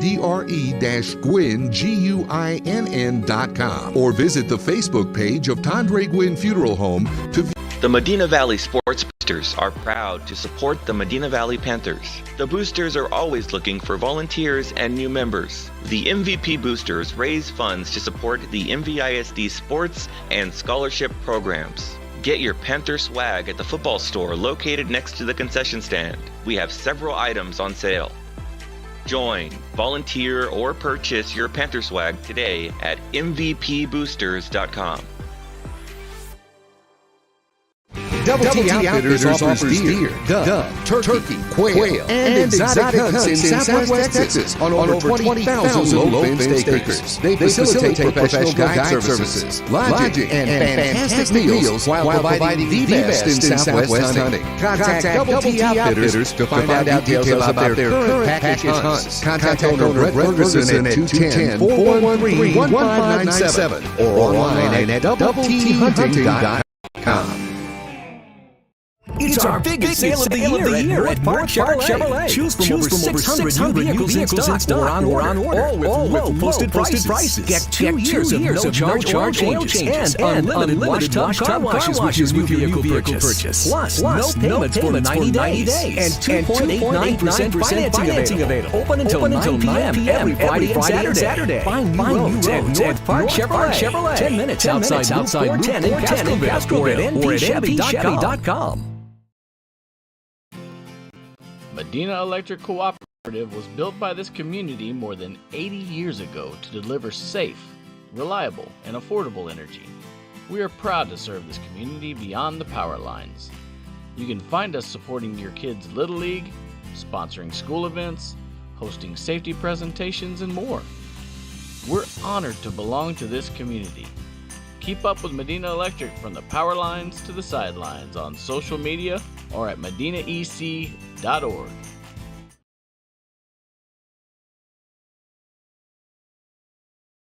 Peerless Equipment, your South Texas irrigation experts. Peerless Equipment specializes in sales and service of irrigation equipment to the agricultural and wildlife industries. This includes hose reels, big guns, pivot systems, underground pipelines, turbine well pumps, booster pumps, motors, valves, and an inventory of much more. Stop by one of their locations in Hondo and Pearsall, or give them a call at 210-434-7867. Peerless Equipment, bringing water to you.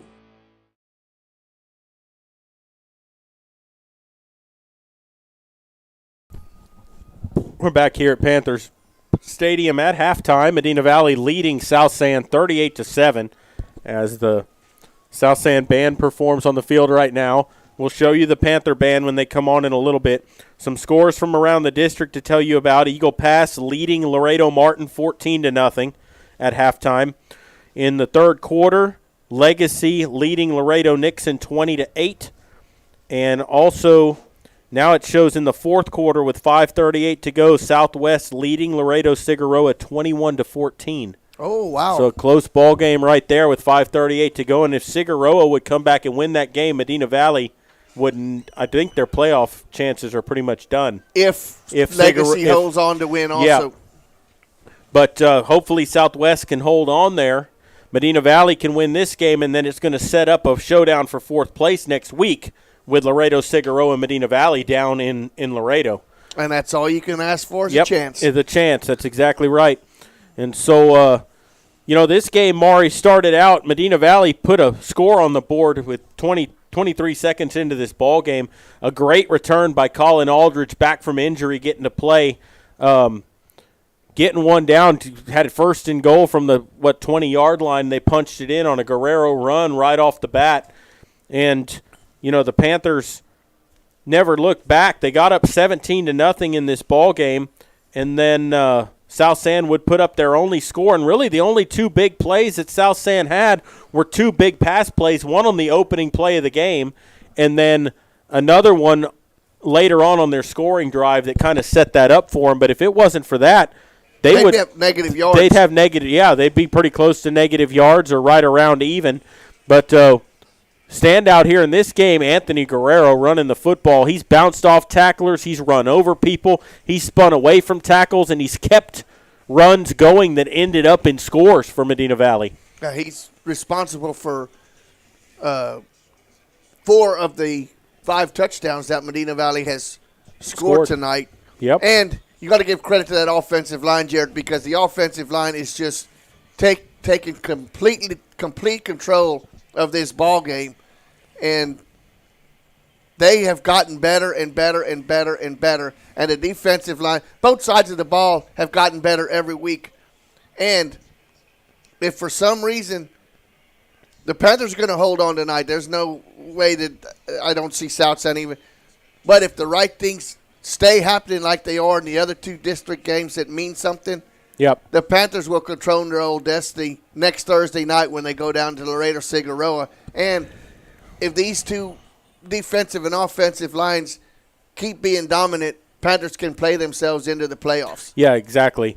And, that's all you can ask for is a chance next week to go down there. And I'd like to remind everyone that is a Thursday night ball game down in Laredo because they share that stadium with Laredo Martin and Laredo Nixon.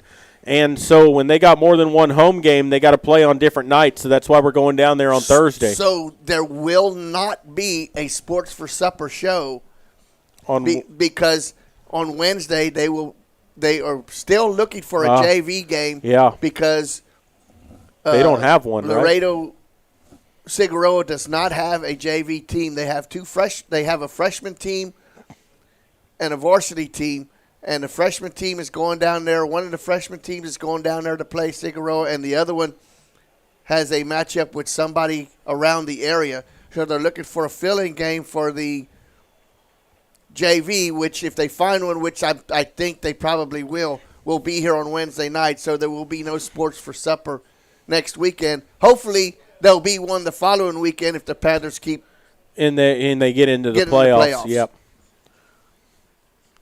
And with Medina Valley being that they would get probably a number 4 spot or 3, they can't get above that.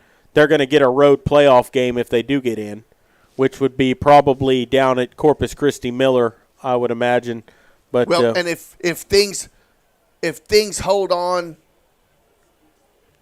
like they are tonight, yep, there could be a situation to where, let me see if I'm thinking this right, where Southwest and Southside would have clinched the 1 and 2 spots. Yep. If Legacy wins tonight, they will go to 5-3. And they'll play Southwest. And they'll play Southwest. If they would happen to lose to Southwest, that would put them at 5-4. Medina Valley. No, actually Medina Valley would be 4-3. Yep. Figueroa would be 4-3. That would put Legacy out. But if Legacy would beat Southwest, then would you have a 3-way tie for the last 3 spots and have to go down to the point system? Then you go to the point system, which is, and we do not know how that works. Yeah. So we'll cross that bridge. Because they do it different depending on the district. Yeah, so we don't know what this district has decided to do. Yeah. If it's a head-to-head thing or a points thing. If it's positive and negative points, what it is. So yep, there's all kinds of things that could be. But we'll cross that bridge when it happens next week. Yep, and right now the dance team for Figueroa is performing, and then we're going to go ahead and take a break, and then when we come back, we're going to put the crowd mic on with the band, and we will return in a moment.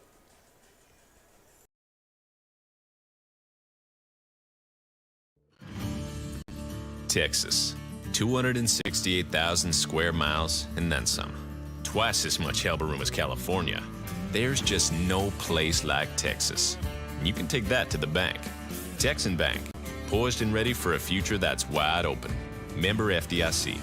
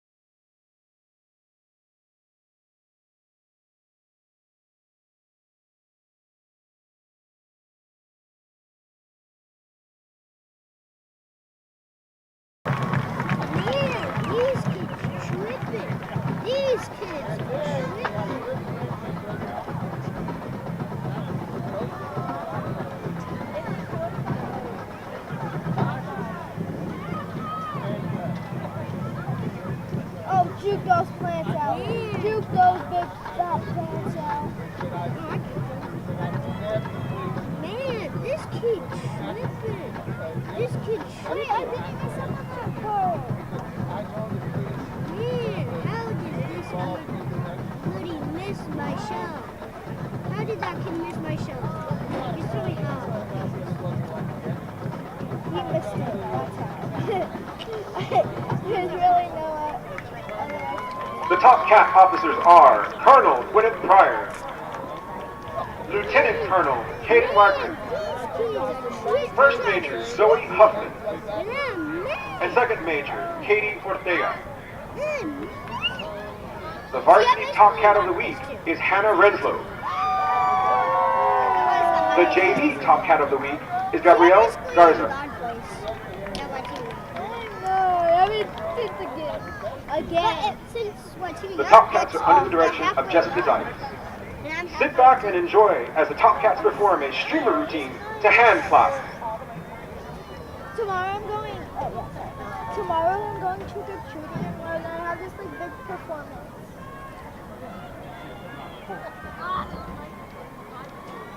Oh, ooh, I love this room.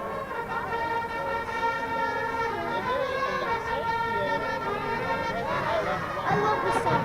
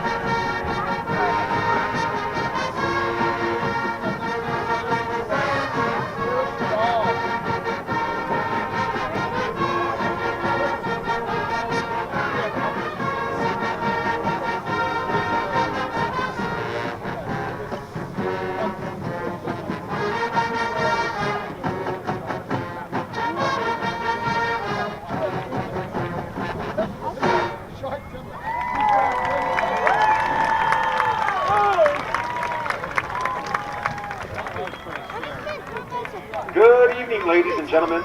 Please welcome to the field the 2022 Medina Valley High School Panther Marching Band.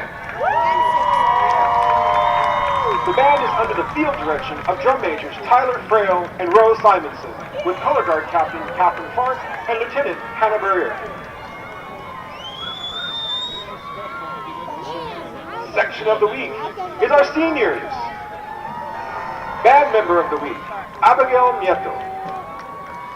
Our color guard member of the week, Michelle Martinez.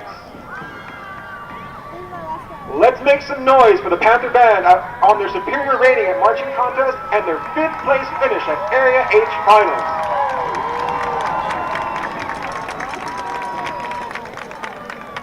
Now, the band will perform their 2022 marching show, Faith, Part 1, featuring the music of La Fiesta Mexicana, Prelude and Aztec Dance, paired with Asturias Leyenda. Part 1 will feature trumpet trio Hamid Wilson, Aaron Sanchez, and Jake Alcaraz. It would also feature flute soloist Junior Dylan Lee. Part 2 will continue to feature the music from La Fiesta Mexicana, Mass, combined with Luis Fonzi's Despacito. Part 2 will feature the flute soloist Junior Trinity Mahoney. And Part 3 will feature the music of the movie Skyworld, Desperado, mixed with Little Nas X, Montero. Part 3 will feature Eddie Ocampo on alto sax and Lila Aquino on clarinet. We present to you a performance of pride, the Medina Valley Panther Marching Band.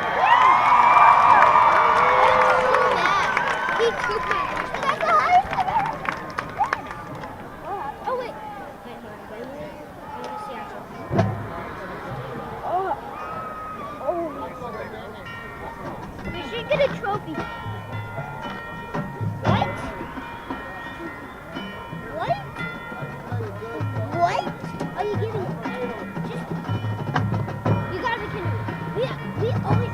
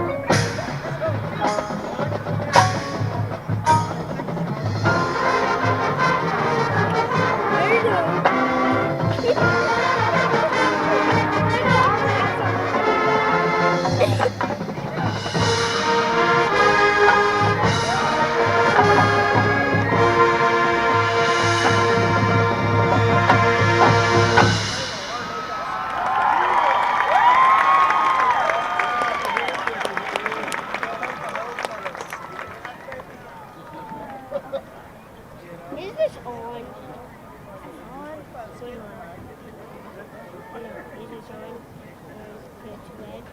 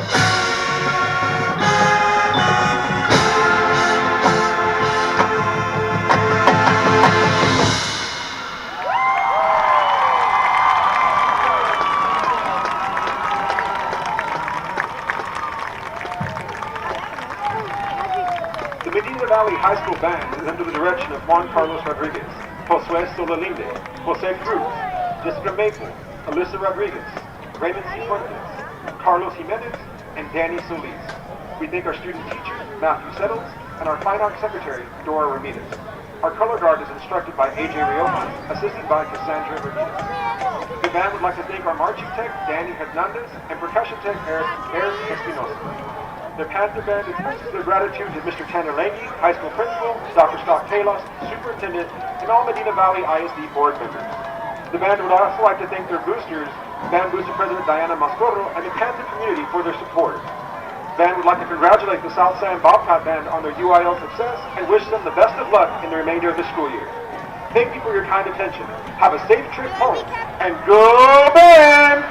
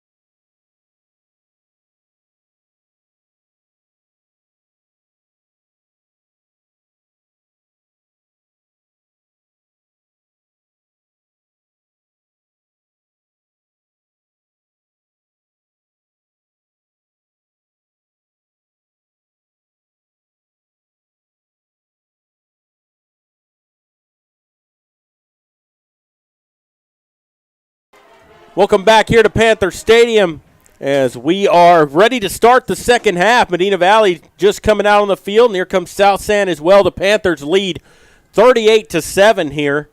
Long, drawn-out first half, Maury. It's 9 o'clock, and we're just starting the second half. Well, and to show you how long it's drawn out, you had some scores from the ball games that are almost have done. Implications, both of them in the fourth quarter, and both of them, one of them is going the way Medina Valley needed to go. The other one, not so much. But the most important one that the Panthers needed to stay in the hunt is Southwest beating Laredo Figueroa. The last score we had was 5 minutes left to go in the ball game, and Southwest was up 28-14. And that's what it still shows with 5:13 to go. The Southwest leading Figueroa 28-14. And Legacy keeping their hopes alive also with they're ahead 34-8 over Laredo Nixon. So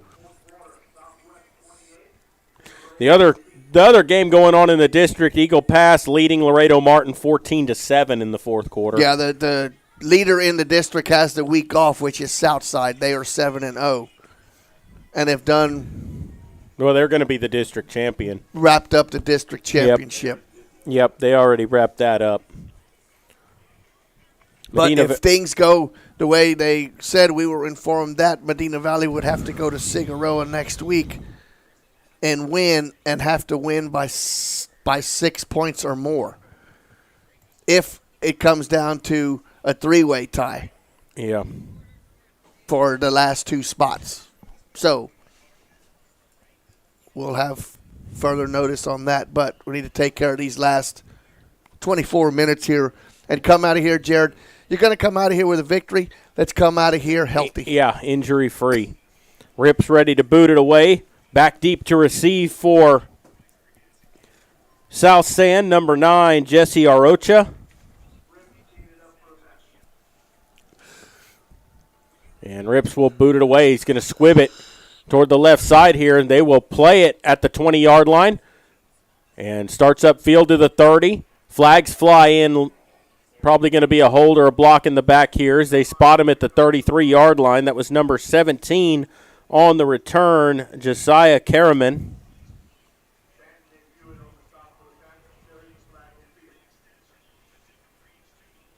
Block in the back against South San, so that'll march it back 10 yards.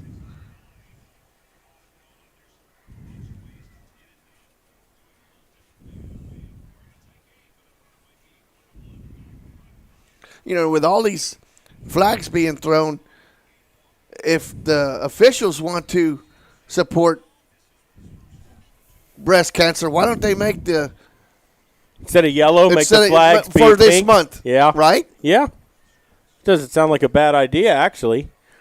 Looking to throw, Barron gets it away, gets it complete out to the 30-yard line. We'll see if they give him forward progress. They will, up to the 32. Come on now. Now they come back to the 31. James Stanton first there for the Panthers on coverage. Picks up 7 yards, though. 7 yards. Brings up second down and 3. Vallejo and Hewitt also there.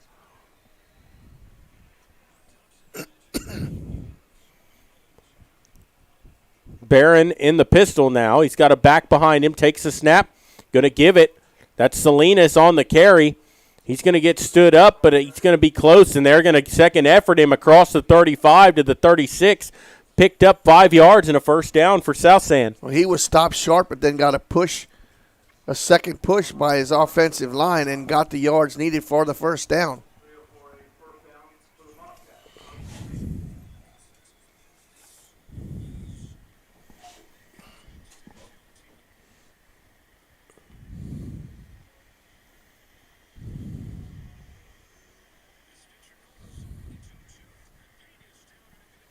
Takes a snap, gives it to Salinas again. Roman kind of free across the 40, and they push him forward to the 42-yard line this time. Picks up 6 yards.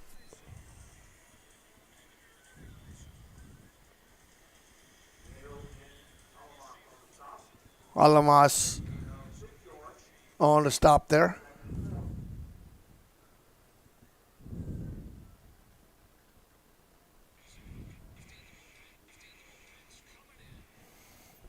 Looks to the sideline for the play call here.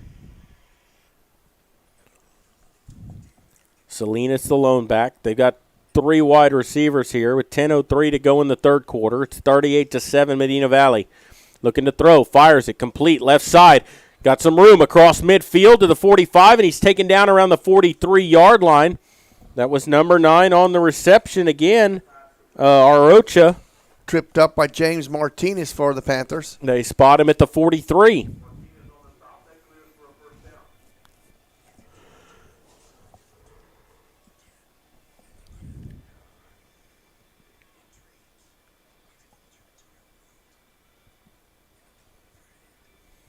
Out of the shotgun here.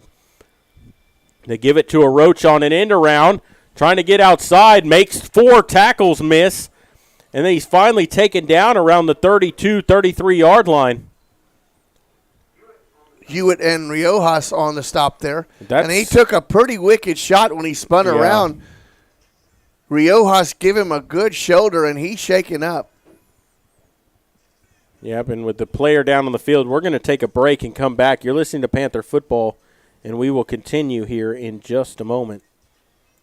It's our biggest sale of the year at North Park Chevrolet. Choose from over 600 new vehicles in stock or on order, all with low posted prices. Get 2 years of no-charge oil changes and unlimited wash tub car washes with your vehicle purchase. Plus, no payments for 90 days and 2.89% financing available. Open until 9 p.m. every Friday and Saturday. Find new roads at North Park Chevrolet. 10 minutes outside Route 10 in Castroville or at npchevy.com. We're back here to Panther Stadium. Injured player up, ran off the field under his own power. Good to see. 9:23 to play in the third quarter. 38-7 the score.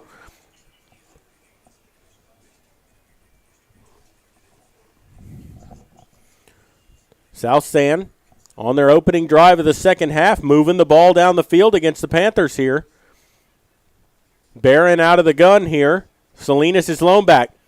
Going to give it to Salinas, trying to get outside. Now cuts it back the other way. Dances around across the 30, down to about the 27-yard line. He picks up 4 or 5 yards.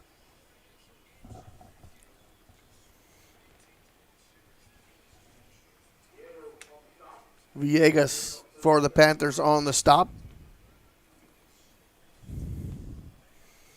So it's second down and 6 coming up here. A 4-yard pickup on first down by Salinas. Takes the snap. Salinas again, right side. He's taken down from behind around the 26, 27. Looks like maybe a 1-yard pickup that time. Brought down from behind by number 45, Santos for Medina Valley. Brings up 3rd down and 5.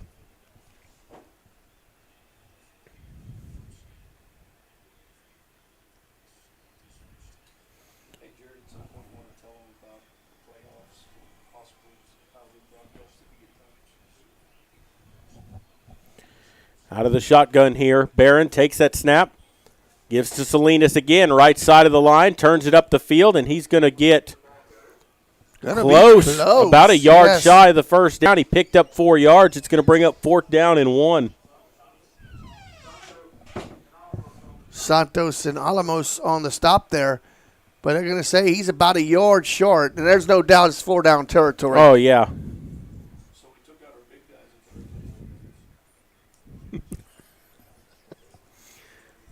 Fourth down a yard as they come to the line of scrimmage here. Under center, power I. Takes a snap.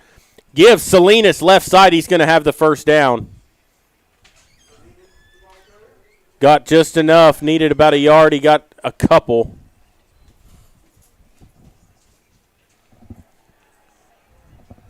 Not sure. It looked like 27 was getting up first from the bottom of the pile for the Panthers. That's Riojas. Aguirre also in there for Medina Valley. It should be a first down. They haven't moved it now. They finally moved them. Ball at the 23.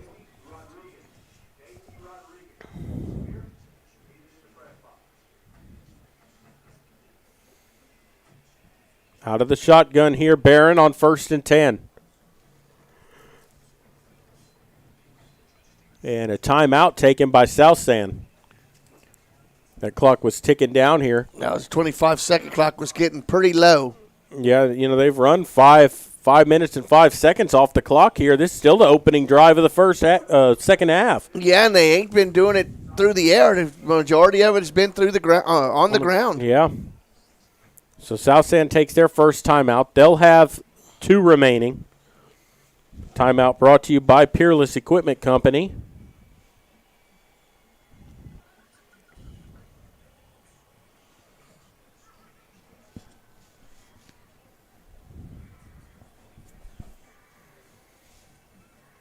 And I need to let everybody know that if Medina Valley should get in the playoffs, when they start, that it is a weird situation the way that the UIL is allowing teams to do playoff games this year. And I'll explain a little more about that after the next play.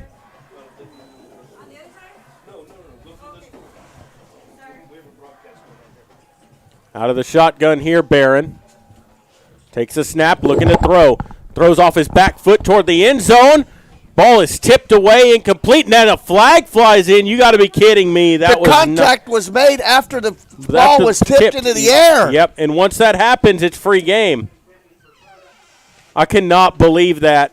It was into double coverage, and they're saying that he put his shoulder into the receiver. I'm watching what the referee's telling Coach right now. Oh, my.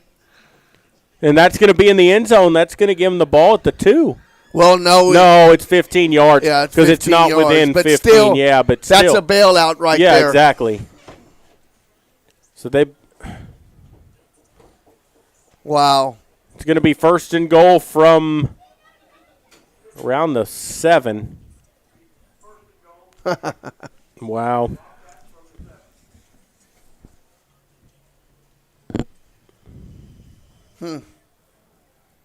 Okay. Barron in an empty backfield here. He's got 5 wide receivers. They send a man in motion. Barron's going to keep it himself left side, and he's going to get in the end zone. Touchdown, South San. A 7-yard touchdown run by Barron. They take 5 minutes and 15 seconds off the clock on the opening drive of the second half, and it's 38-13. Now you watch for the onside kick after this. And you wouldn't think with the ease that they took that down the field, that the score would have been 38-7. No, because they made that drive look a lot easier than what it's been, and that was with the Panther starters out there. Right.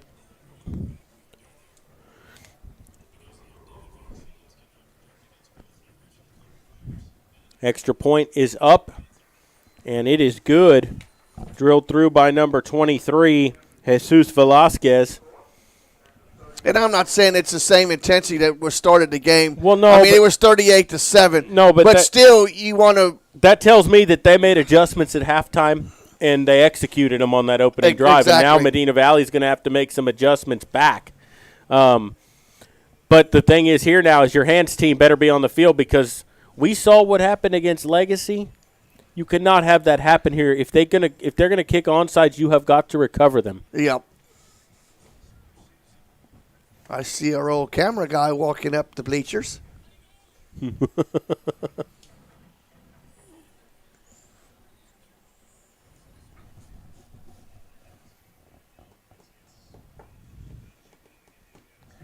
.6:45 to play, third quarter. New score, Medina Valley 38, South San 14. Still a lot of time left in the ball game. Now, the first two times South San kicked off tonight, Medina Valley had pretty good run backs. But I would imagine that they're going to try to get the ball back here. I mean, they're still down, 3 touchdowns and they're still down 24 points. So Yep, still down 3 touchdowns scores. and a field goal. Or 3 touchdowns if you get the extra two-point conversions, right. We'll see what Velasquez is going to do here.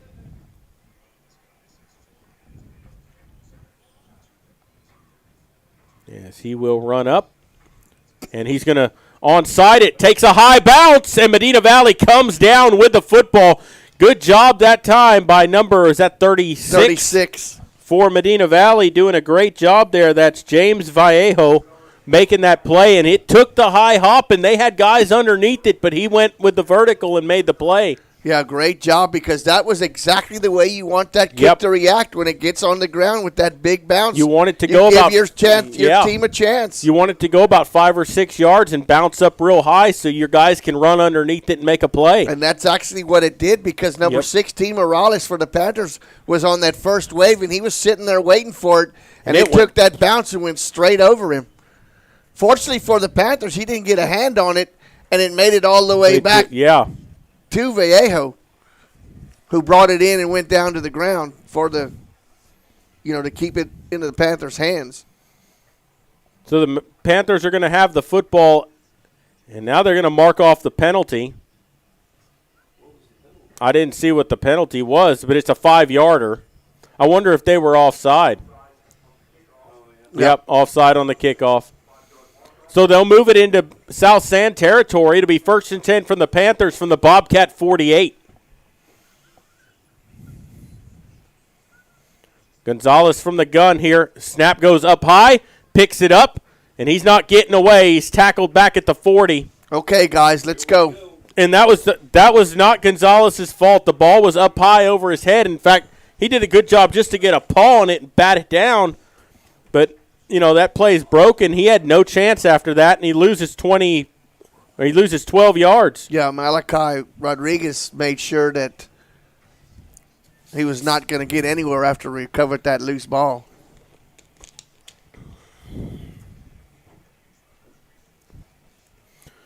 Gonzalez from the gun.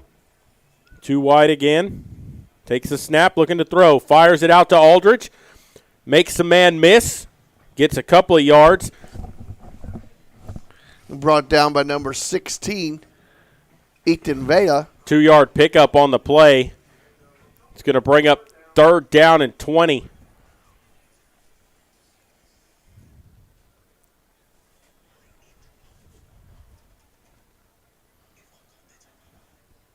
Looking to the sideline for the play here.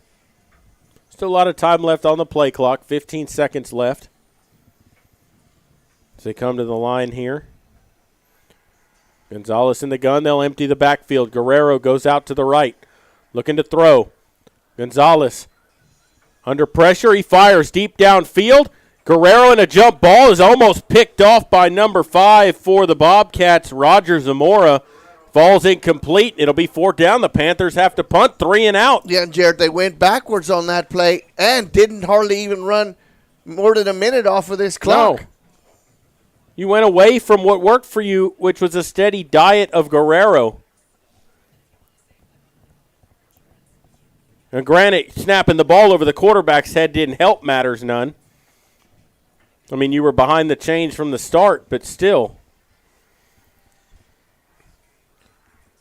Kick is away, a low line drive, end over end kick that will take a bounce and be downed at the 28-yard line of South San. And that is where the Bobcats will start here. 5:03 to go, third quarter, and they got the ball right back, Maury. Yeah, they do. They ran 5:15 off the clock. There was 6:45 on the clock when they scored their touchdown. They didn't even run, Medina Valley didn't even run 2 minutes off the clock.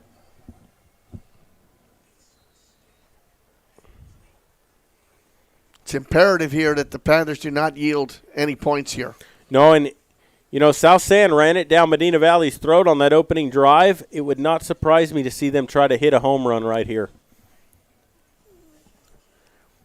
They're going to come out here with 3 wide out to the right. Oh, and that time the quarterback wasn't ready. No, the ball was on the ground. He had to pick it up, and he actually maybe got back to the line of scrimmage, and he did. No gain on the play. It'll be 2nd down and 10, and they were going to throw it. Yeah, he was looking. Swaza on the stop there for the Panthers. 2nd down and 10 to go. Now they shift into the 3-man bunch. Takes the snap, looking to throw. Barron rolling out. They try to shuffle pass, and they get it complete, but he might actually got back to the line of scrimmage is all that he got. That was number 8, Jaden Serta. Swaza once again, and he wanted to do that earlier, and it was blown up. He was covered up, and he had to force it a little bit outside, and the Panthers recovered. Well, and if he actually gets that up in his chest, he might be able to turn and run with it. It was down on his shoelaces, and it gave the defenders a chance to catch up to him. Yeah, Swazo cut this distance down in a hurry. 3rd down and 10 here. Out of the gun, Barron takes the snap, rolling out to the left. That's got to be a hold. Throws incomplete as that goes out of bounds, and it's going to be 4th down. Yeah, that time Barron gave his receiver no chance, but he had good pressure put on him in the backfield. So the Panthers adjusted right there, make him go 3 and out. That was Santos putting the pressure on the quarterback.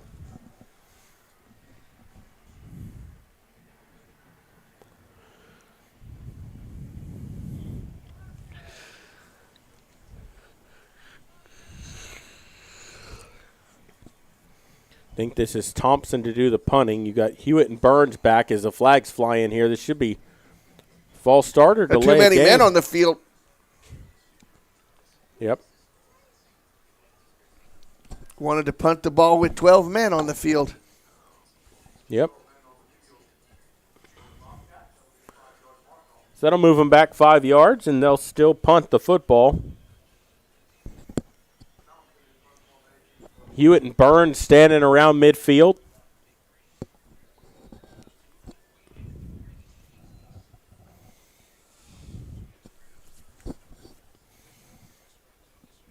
Thompson takes it.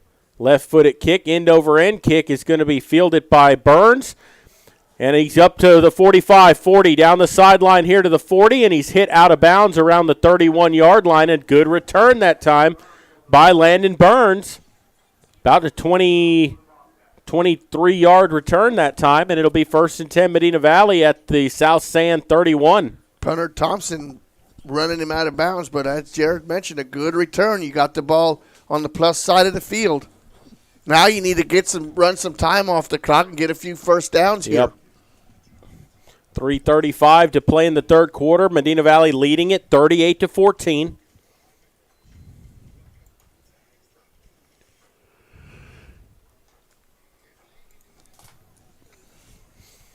Out of the gun here, 2 wide out to the left.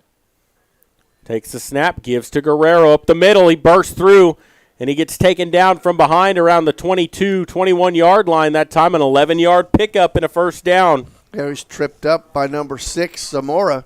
Or actually number 6 is Salinas. And right back to what worked for him the entire first half right there. And you got a player down for the Panthers. And with that, we're going to take a quick break and come back. You're listening to Panther Football, and we'll continue in a moment. Medina Electric Cooperative was built by this community more than 80 years ago to deliver safe, reliable, and affordable energy. We are proud to serve this community beyond the power lines. You can find us supporting your kids' Little League, sponsoring school events, hosting safety presentations, and more. We're honored to belong to this community. Keep up with Medina Electric from the power lines to the sidelines on social media or at medinaec.org.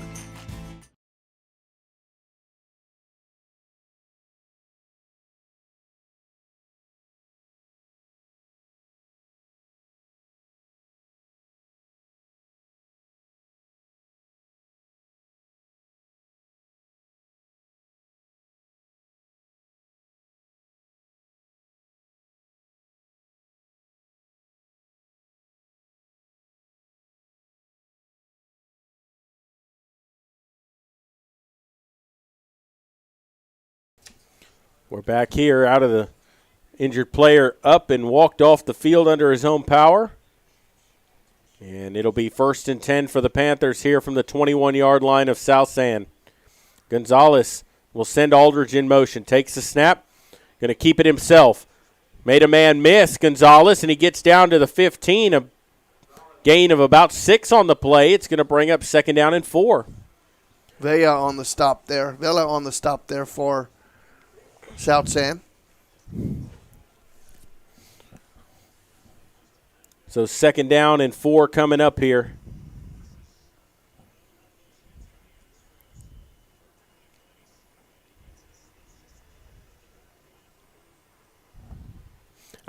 Takes the snap, gives to Guerrero up the middle, and he is gone. Touchdown, Medina Valley. A 15-yard touchdown run for Anthony Guerrero, and that is his 5th touchdown of the ball game. That's 2 games that Guerrero has rushed for 5 touchdowns. He's got to be getting close to that 200-yard mark. Makes it 44-14. And Padilla coming on to tack on an extra point here for Medina Valley.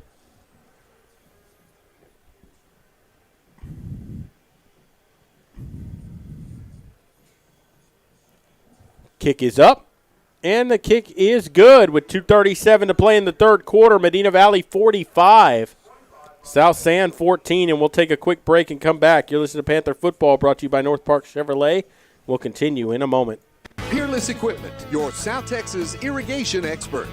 Peerless Equipment specializes in sales and service of irrigation equipment to the agricultural and wildlife industries. This includes hose reels, big guns, pivot systems, underground pipelines, turbine well pumps, booster pumps, motors, valves, and an inventory of much more. Stop by one of their locations in Hondo and Pearsall, or give them a call at 210-434-7867. Peerless Equipment, bringing water to you.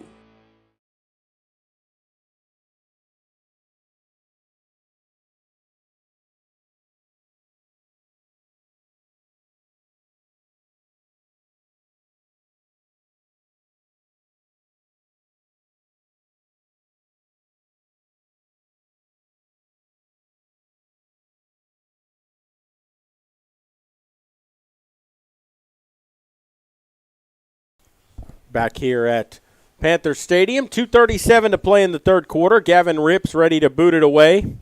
Arocha back deep to receive for South San. And Rips will squib it, and it'll go behind and be played at the 15-yard line.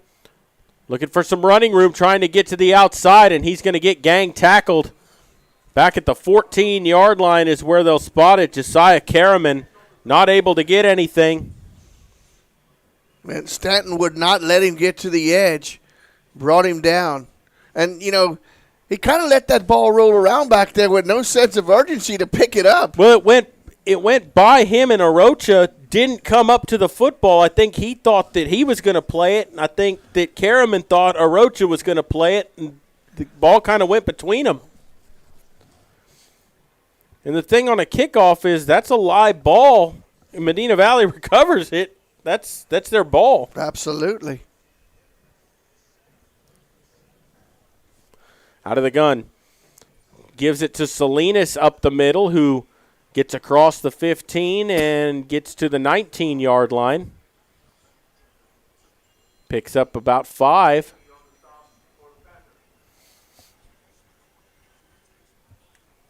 He was tripped up by Gavin Aguirre for Medina Valley. It's going to be 2nd down and 5 coming up here.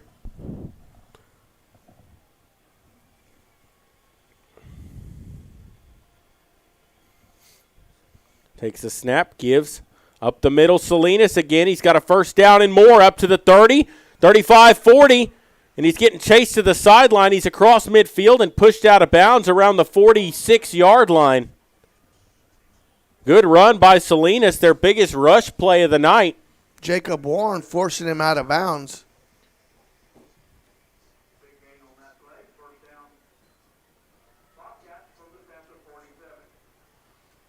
It's a 33-yard gain on the ground.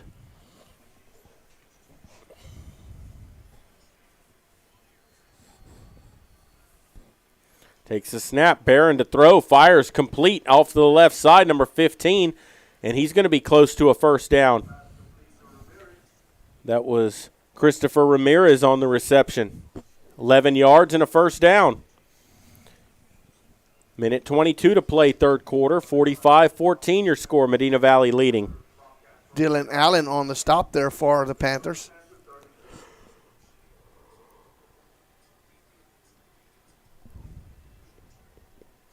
Out of the pistol this time.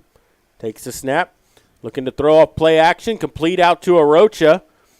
And he's hit and brought down around the 24-yard line.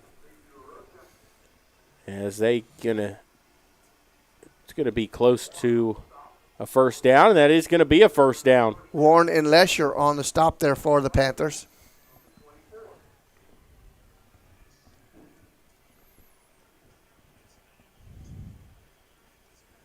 Ball at the 24. South Sand moving the football again here in this half. 37 seconds to go in the 3rd. Gives to Arocha, cuts it up the field. Gets through the line. He's down to about the 8-yard line before he's brought down. And it's going to be 1st and goal. Some bigger holes opening up now in that Panther defense.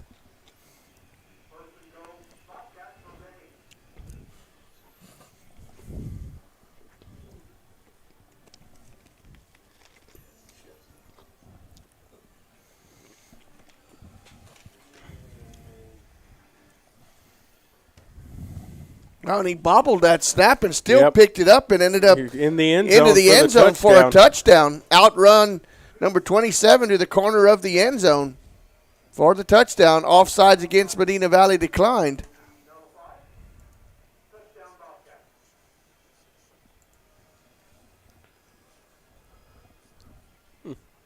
Nine seconds to go in the 3rd quarter as Velasquez will come to kick an extra point.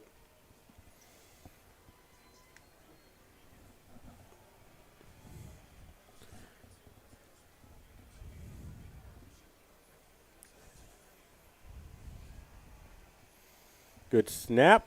Kick is up, and it's good. With 9 seconds to go in the 3rd quarter. 45-21 your score now. Medina Valley leading. And I think there was a penalty on that, was there not? It wouldn't surprise me. But I don't see him giving any signals of anything. He just signaled it was good. And they're going to kick off again here now, and we'll see if they try another onside. I would think they probably would. Yeah.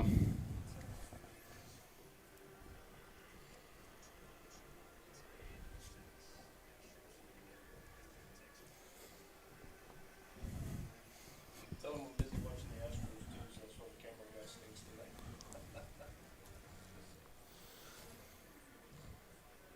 Oh, yeah, I was going to tell everyone about the way that the playoffs are going to work this year with broadcast. So there is a single company that owns all of the video rights to the games. And they're not just going to give games to like the broadcast networks that have been covering games all year. It's not working like that this year. In fact, there's a huge charge fee just to be able to broadcast them if they award you games. The onside kick takes a very high bounce, is fielded and played. The ball's still loose. I think Galleon's going to come up with it. I think Galleon's going to get it. 2 Medina Valley players went for it, and then a Southside player really laid the lumber to him and jarred the ball free still, but then Medina Valley does come up with it. That was Galleon coming up with the loose ball for the Panthers on the onside attempt. Yep, and if I'm correct, Jeff, if you want to broadcast a video broadcast, is it $1,000 to know? It's still the same price. Okay. But they're trying to get everybody to go to paper. Yeah, they want everyone to go to pay-per-view. And we can't have our sponsors. Yep, and then we can't have advertisement for it is what it is. So Advertisers have already paid for ours, so we're going to – yeah, so it might just come down to we might only be able to have an audio broadcast, not video during the playoffs. And that is not because of us. And there's a handoff up the middle. That is number 40. That's Rincon on the carry for the Panthers, and he picks up 10 yards and a first down. Yeah, and, you know, our sponsors have paid for the playoffs already, and if we do the pay-per-view thing, y'all would have to pay to be able to watch the broadcast. And we are not and we going can't to do use that. And we can't use our own sponsors Right. that have already paid for it. So that's why there might only be audio broadcast in the playoffs. And the Panthers are putting themselves right now in good position to be there. Yep. And they're getting the help that they needed. Well, yeah, some of the help they needed to get tonight they're getting. And we'll check on that and make sure that game's going final. That was Vio Grande, number 44, on the stop there for the Bobcats. 12 minutes remaining. This game seems like, and it has lasted a long time. Okay, so Legacy beat Laredo Nixon 41-15, and Southwest beat Laredo Cigaroa 28-14. So you got Legacy playing Southwest next week. You've got Medina Valley playing Cigaroa next week. So Medina Valley with a win is guaranteed a number 4 spot. Not necessarily. Yeah, because they'd have right now they have the same number of wins and losses as Cigaroa. Yeah, but if Legacy wins, they'd be 4 and they'd be 5 and 3. It doesn't matter. They'd be third. No, because they beat Cigaroa, didn't they? So it would be head to head. One would have beat the other one. But they'd be third. It doesn't matter. You have 5 teams vying for 4 spots. So you would have if Legacy wins, they're in the number 3 spot, and the winner of the Cigaroa Medina Valley game would be number 4. Because you got Southside has won the district. I think with a win tonight, Southwest is number 2. So you have 3, 4, and Medina Valley.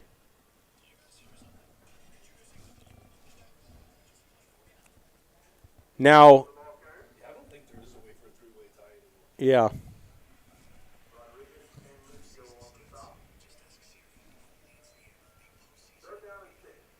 Could be. No, yeah, because Legacy would still have 3 losses. That's what I'm saying. But if Legacy loses and Medina Valley wins. No, I'm saying the only way it could come down to a 3-way tie is if Legacy beats Southwest next week.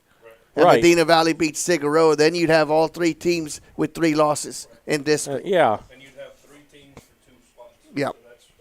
So that's where They wouldn't lock up the number 3 spot automatically. It would come down to the points between them all. If Legacy loses. But if Legacy, if Legacy wins, if Legacy beats Southwest, they'd still only have 3. No, they have 2 right now. Legacy won tonight. They're only going to have 2. They're going to go to 5-2. That ain't right either. Then they would only have 2 losses if they beat Southwest. Yeah. They got to lose. Hold on. We're getting off track here badly. Let's bring it back here for a second, and we'll pull up the standings, and we'll get it all straight. Handoff up the middle. And that's going to be a first down for the Panthers on 4th down. Number 46 on the carry there, Ryan Rincon. Stretches the change for the Panthers. Keeps the clock moving. 9:40 left to go here in the 4th quarter. Panthers with a 45-21 lead. Has never trailed in this ball game. Jumped up 17-0 at one point. 45 points has got to be a record in the last 3 years. Panthers using a lot of the playoff clock, which they should. Or play clock. 9:20 to go in the 4th quarter. And there's a run up the middle that's going to get about 2 yards on the play. It's going to bring up 2nd down and 8. So the way it is right now, Southside is 7-0. They're going to win the district. Southwest with their win tonight is 6-1.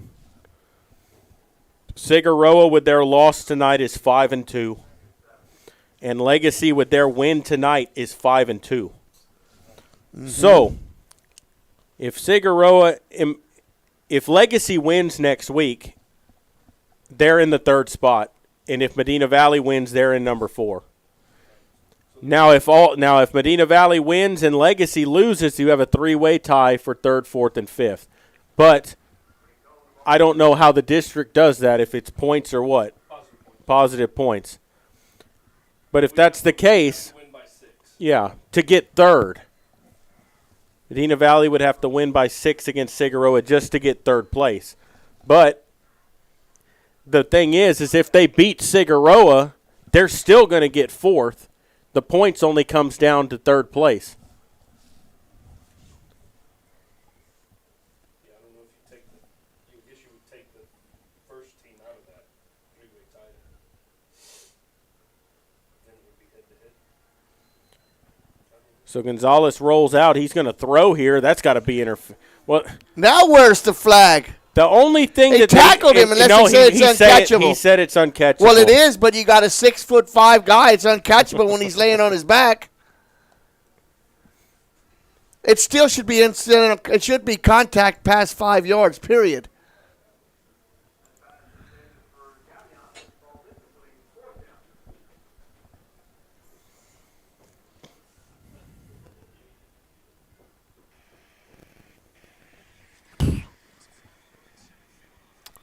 So another 4th down coming up for the Panthers. Yeah, I don't understand why we're not just running the ball and running the clock. Yeah, but 4th down here for the Panthers. Again, 2nd 4th down of the drive. They want to reset and they did reset it. Now they're winding it, the play clock. And I guess they're running their regular clock too. I don't know why it was an incomplete pass. Unbelievable. No, let them run it. That should be a delay game. But it's an incomplete pass. Why? Because the score. They're not going to come back. They're running the clock down. Okay. I'm just saying. Well, it stopped now. Tell me why. There's a pass incomplete, and that's going to be a turnover on downs. Yeah, I don't know why it stopped then. If you're going to run the clock on incompletions, that's fine. I don't have a problem with that because of the score in the game. I don't think they're coming back, but 7:32 to play. South Sands getting the football back, down 45-21.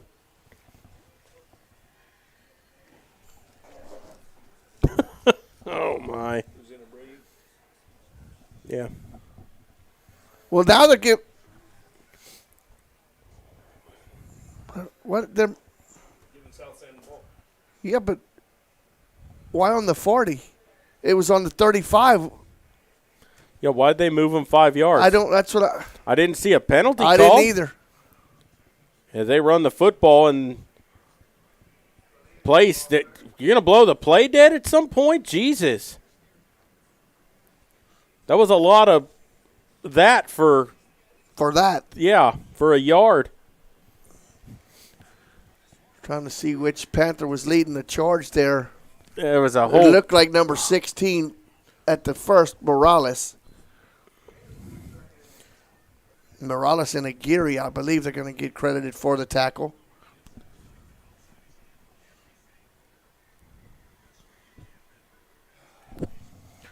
$6:50 to play in the ball game.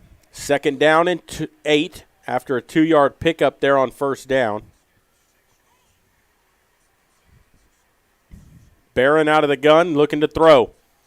With some time, sets up, fires deep. That's got to be interference. Oh, well, if that other one wasn't catchable, that one was 15 yards over his head. No, that 100% was not catchable. I agree. They threw the interference because he made the contact, which he did over here too. But, yeah, if you're going to call it not catchable, that has to be not catchable. Wow. You couldn't have reached up with a cherry picker and got that. It's probably a good thing the score is what it is. Yeah, to where those two calls did not really mean yeah. much. Because in a crucial ball game, there has been some really questionable calls. Barron's going to throw again, swings it out to Salinas, makes the catch at midfield and gets up to about down to the 48-yard line, which is the line of scrimmage, and he gets no gain.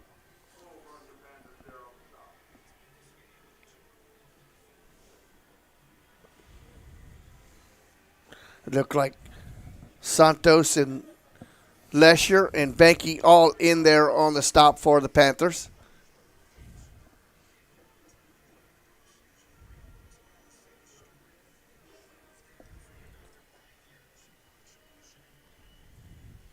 Takes the snap, going to hand it to Salinas around the right side, and he's going to get a yard on the play. It's going to bring up 3rd down and 9. Morales, Santos, and Vallejo on the stop for Medina Valley.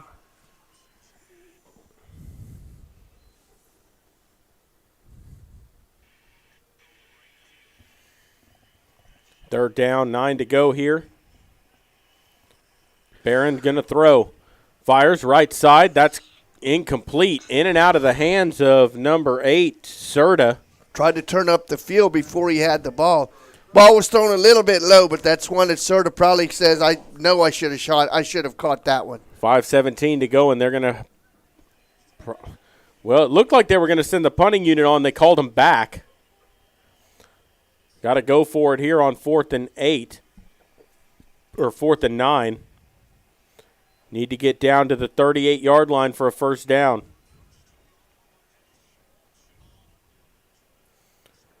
Barron out of the shotgun. They'll have 4 wide receivers.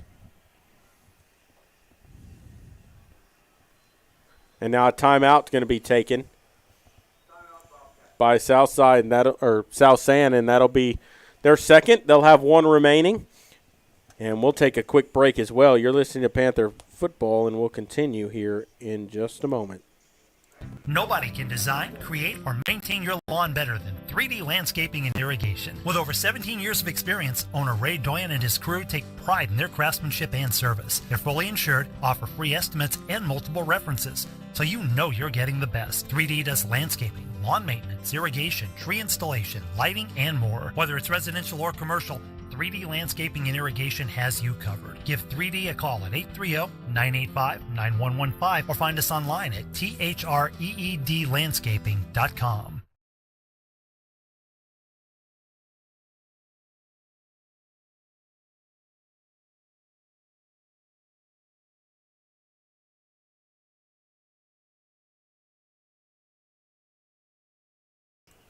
Back here at Panther Stadium as we get ready to come out of the timeout here. It's 4th down and 9 coming up.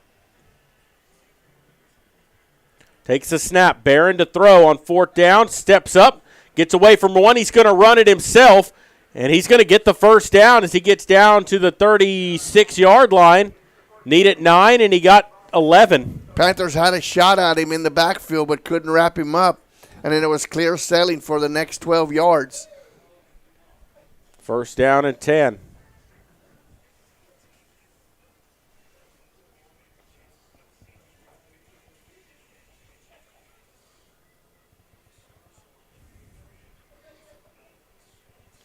Out of the shotgun, takes the snap. Going to hand the ball off. And that's going to be a 2-yard pickup that time for Salinas. Santos and Riojas for the Panthers on the tackle.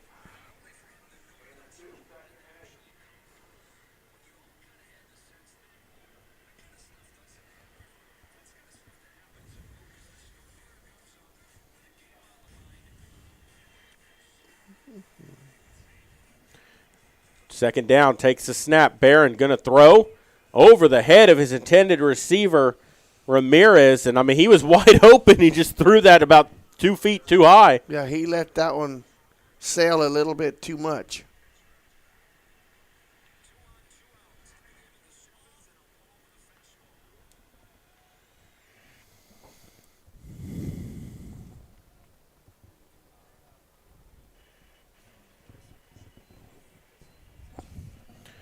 Third down and 8 coming up here. Looking to throw. Barron rolling out left side. Under pressure now, gets away. Going to run it himself, and he's pushed out of bounds. Around the 29. We'll see where they spot him. Morales forcing him out of bounds. At the 28-yard line, looks like it's going to bring up fourth down about 2. Panthers had a shot at him once again for a sack, but could not wrap him up. They'll spot him actually at the 29, so it's going to be fourth down and 3.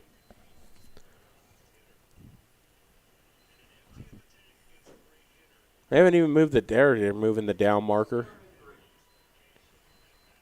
Fourth and 3 coming up here. That's got to be offsides. Free play here as they throw it toward the end zone. Almost picked off. That was Lesher on the breakup, but they're going to get the Panthers for an offsides, and that's going to be a first down. Yep. Automatic is at 5 yards. Will give them the yards needed for the first down. 3:51 to play in the ball game.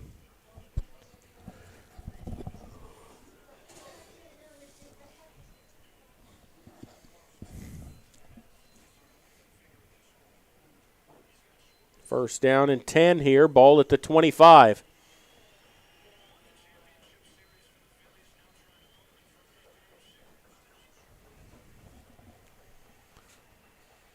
They'll come out here in the gun, empty backfield. 5 wide receivers this time. They send a man in motion, takes that snap, ball's on the ground, picks it back up, and Barron right up the middle with some room to run. He gets hit hard and taken down around the 12. They'll spot him at the 11. Another first down, though. Warren on the stop there for the Panthers. Going to put him right outside the 10 and get a first down before they score a touchdown here. Clock going to be at 3 minutes and 30 seconds left to go here in the fourth quarter. But a long, drawn-out ball game. Yes, it has been.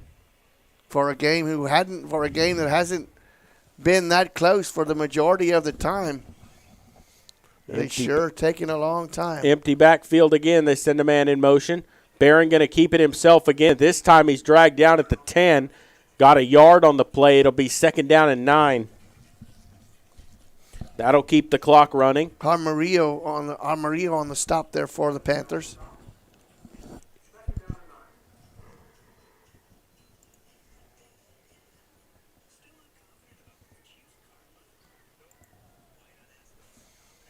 Second down, 9 to go. 2:50 to play. Clock rolling. Empty backfield. Now they'll have Salinas as a lone back.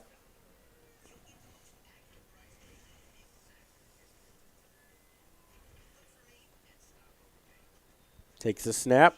They blow it dead. Delay a game.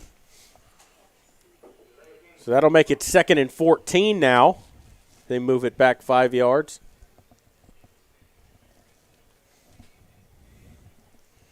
They should wind the clock as soon as they set the ball for play here, too. And they do.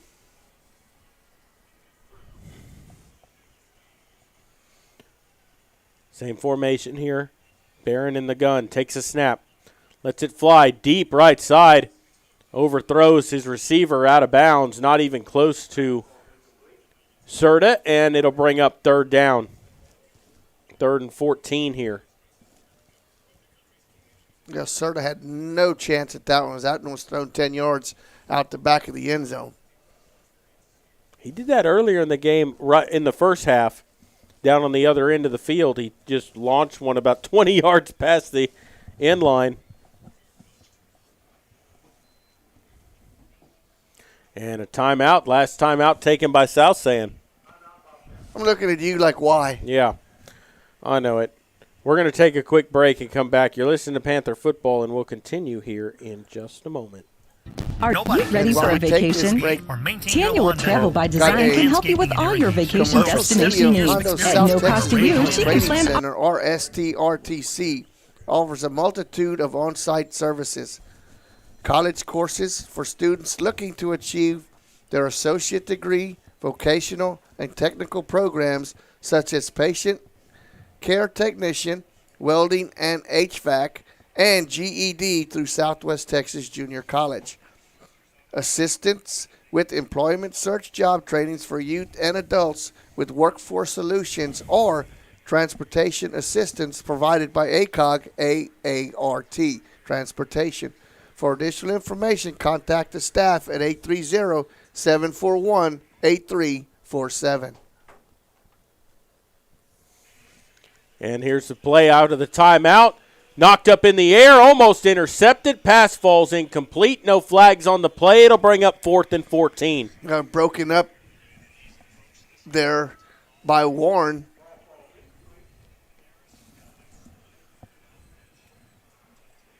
Or actually, that was number 22 for the Panthers. Timing was perfect there as they got to him right as the ball got delivered. Popped it free. Well, it can't be 22. 20 for the Panthers. Broke that play up. Out of the gun. Barron to throw on 4th down. Throws over the middle. Got a man open. Touchdown to Serta. An 11-yard pass and catch, and it's now 45-27 with 2:02 to play. I think the Panthers just fell asleep right there in the middle of the field. He was wide open right over the middle. And they're going to line up for the extra point.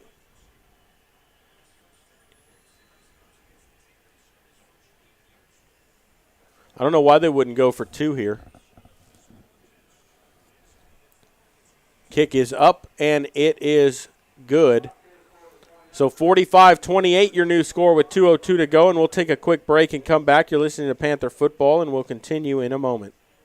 Nobody can design, create, or maintain your lawn better than 3D Landscaping and Irrigation. With over 17 years of experience, owner Ray Doyen and his crew take pride in their craftsmanship and service. They're fully insured, offer free estimates, and multiple references, so you know you're getting the best. 3D does landscaping, lawn maintenance, irrigation, tree installation, lighting, and more. Whether it's residential or commercial, 3D Landscaping and Irrigation has you covered. Give 3D a call at 830-985-9115 or find us online at threedlandscaping.com.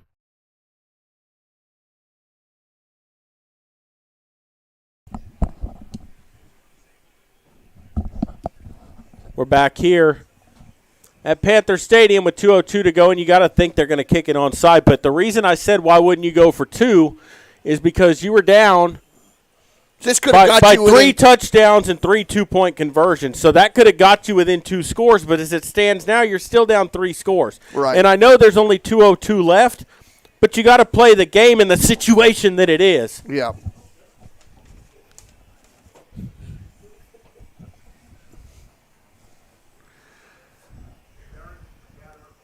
Velasquez has it teed up here. Medina Valley has 10 players all within about 5 yards of the 50 here, all within around the 45-yard line. Ball's got to travel 10 yards. before the offense can play it. Now the defense can come up and play the football before it travels the 10 yards.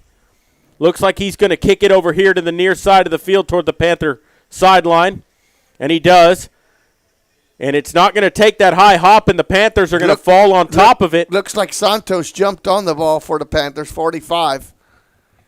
And he does have it, and now Medina Valley just needs to get – there's no timeouts left. So a first down, and this is over.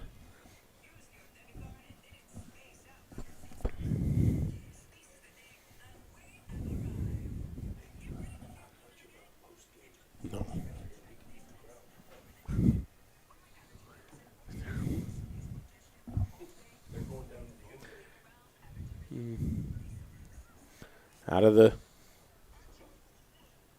shotgun here, the Panthers will have split backs. Too wide here. What in the world? Yeah, they're going to take a knee. Why is the play clock? Okay, there we go.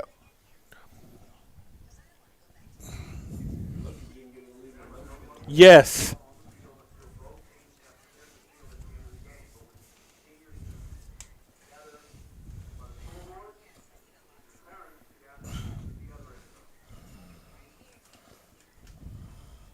All they got to do is put a knee down.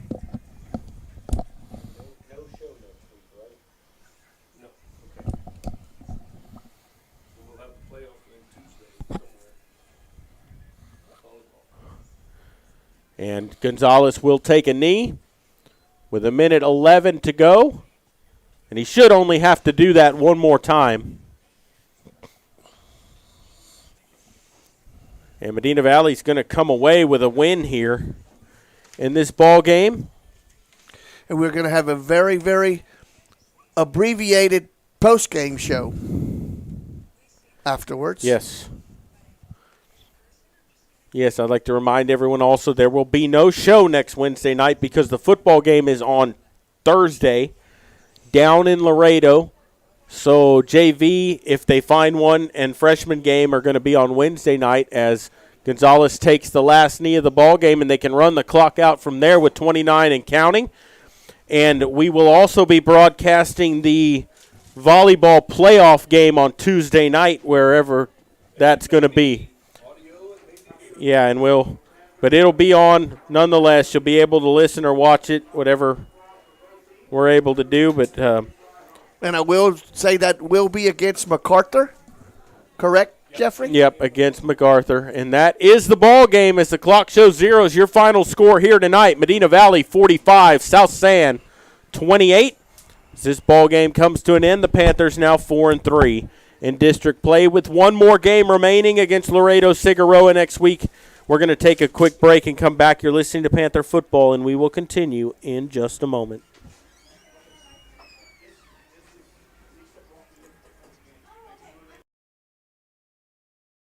It's our biggest sale of the year at North Park Chevrolet. Choose from over 600 vehicles in stock or on order, all with low posted prices. Get 2 years of no-charge oil changes and unlimited wash tub car washes with your new vehicle purchase. Plus, no payments for 90 days and 2.89% financing available. Open until 9 p.m. every Friday and Saturday. Find new roads at North Park Chevrolet. 10 minutes outside Loop 410 in Castroville or at npchevy.com. Medina Electric Cooperative was built by this community more than 80 years ago to deliver safe, reliable, and affordable energy. We are proud to serve this community beyond the power lines. You can find us supporting your kids' Little League, sponsoring school events, hosting safety presentations, and more. We're honored to belong to this community. Keep up with Medina Electric from the power lines to the sidelines on social media or at medinaec.org. Peerless Equipment, your South Texas irrigation experts. Peerless Equipment specializes in sales and service of irrigation equipment to the agricultural and wildlife industries. This includes hose reels, big guns, pivot systems, underground pipelines, turbine well pumps, booster pumps, motors, valves, and an inventory of much more. Stop by one of their locations in Hondo and Pearsall, or give them a call at 210-434-7867. Peerless Equipment, bringing water to you. Texas, 268,000 square miles and then some. Twice as much elbow room as California. There's just no place like Texas. You can take that to the bank. Texan Bank, poised and ready for a future that's wide open. Member FDIC.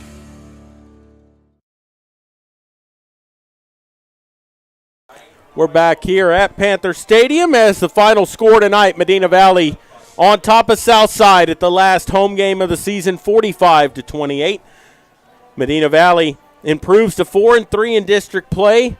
Cigaroa lost tonight against Southwest, and so the Panthers have chance to get in the playoffs. They even still have a shot to get number 3 in the playoffs, but they'd have to go down to Laredo Thursday night and get a win first of all, and you own your own fate right there. But you got to go beat Cigaroa. That's the main thing, and you ask for a chance at the end of the season. You got it right now to get yourself into the playoffs. And I think the Panthers are heading in the right direction where I think Cigaroa is having to play some of the tougher teams. Yep. And it's starting to catch up with them. So you're going to catch Cigaroa. Well, they're going to be at home. You're going to catch them hungry, but you're going to catch Medina Valley hungrier. Yep. Yeah, and you got Colin Aldridge back, who was a big part of this win here tonight. Got you started right off the bat with a great run back. Yeah, scored a touchdown earlier in the ball game, but the player of the game, we got to give it to Guerrero. Oh, absolutely. Guerrero and your offensive line. Yep. I mean, the 5 touchdowns, and I mean, he had to be close to 200 yards rushing. But the thing is how he goes about doing that. Yes, the line opens up holes, but he breaks tackles. He runs over people. He spins away from people. He's agile. He makes cutbacks at the right time. Like, he just had a phenomenal game running the football here tonight. He's had a phenomenal season. He has. And, final score tonight, 45-28. Make sure you join in Tuesday night for the volleyball playoff game against MacArthur. That game will be broadcast on MVBN2. There will be no show Wednesday night because of the football game being on Thursday down in Laredo. Make sure you tune in to the Medina Valley Broadcast Network, as we'll be down at Laredo to bring you that ball game.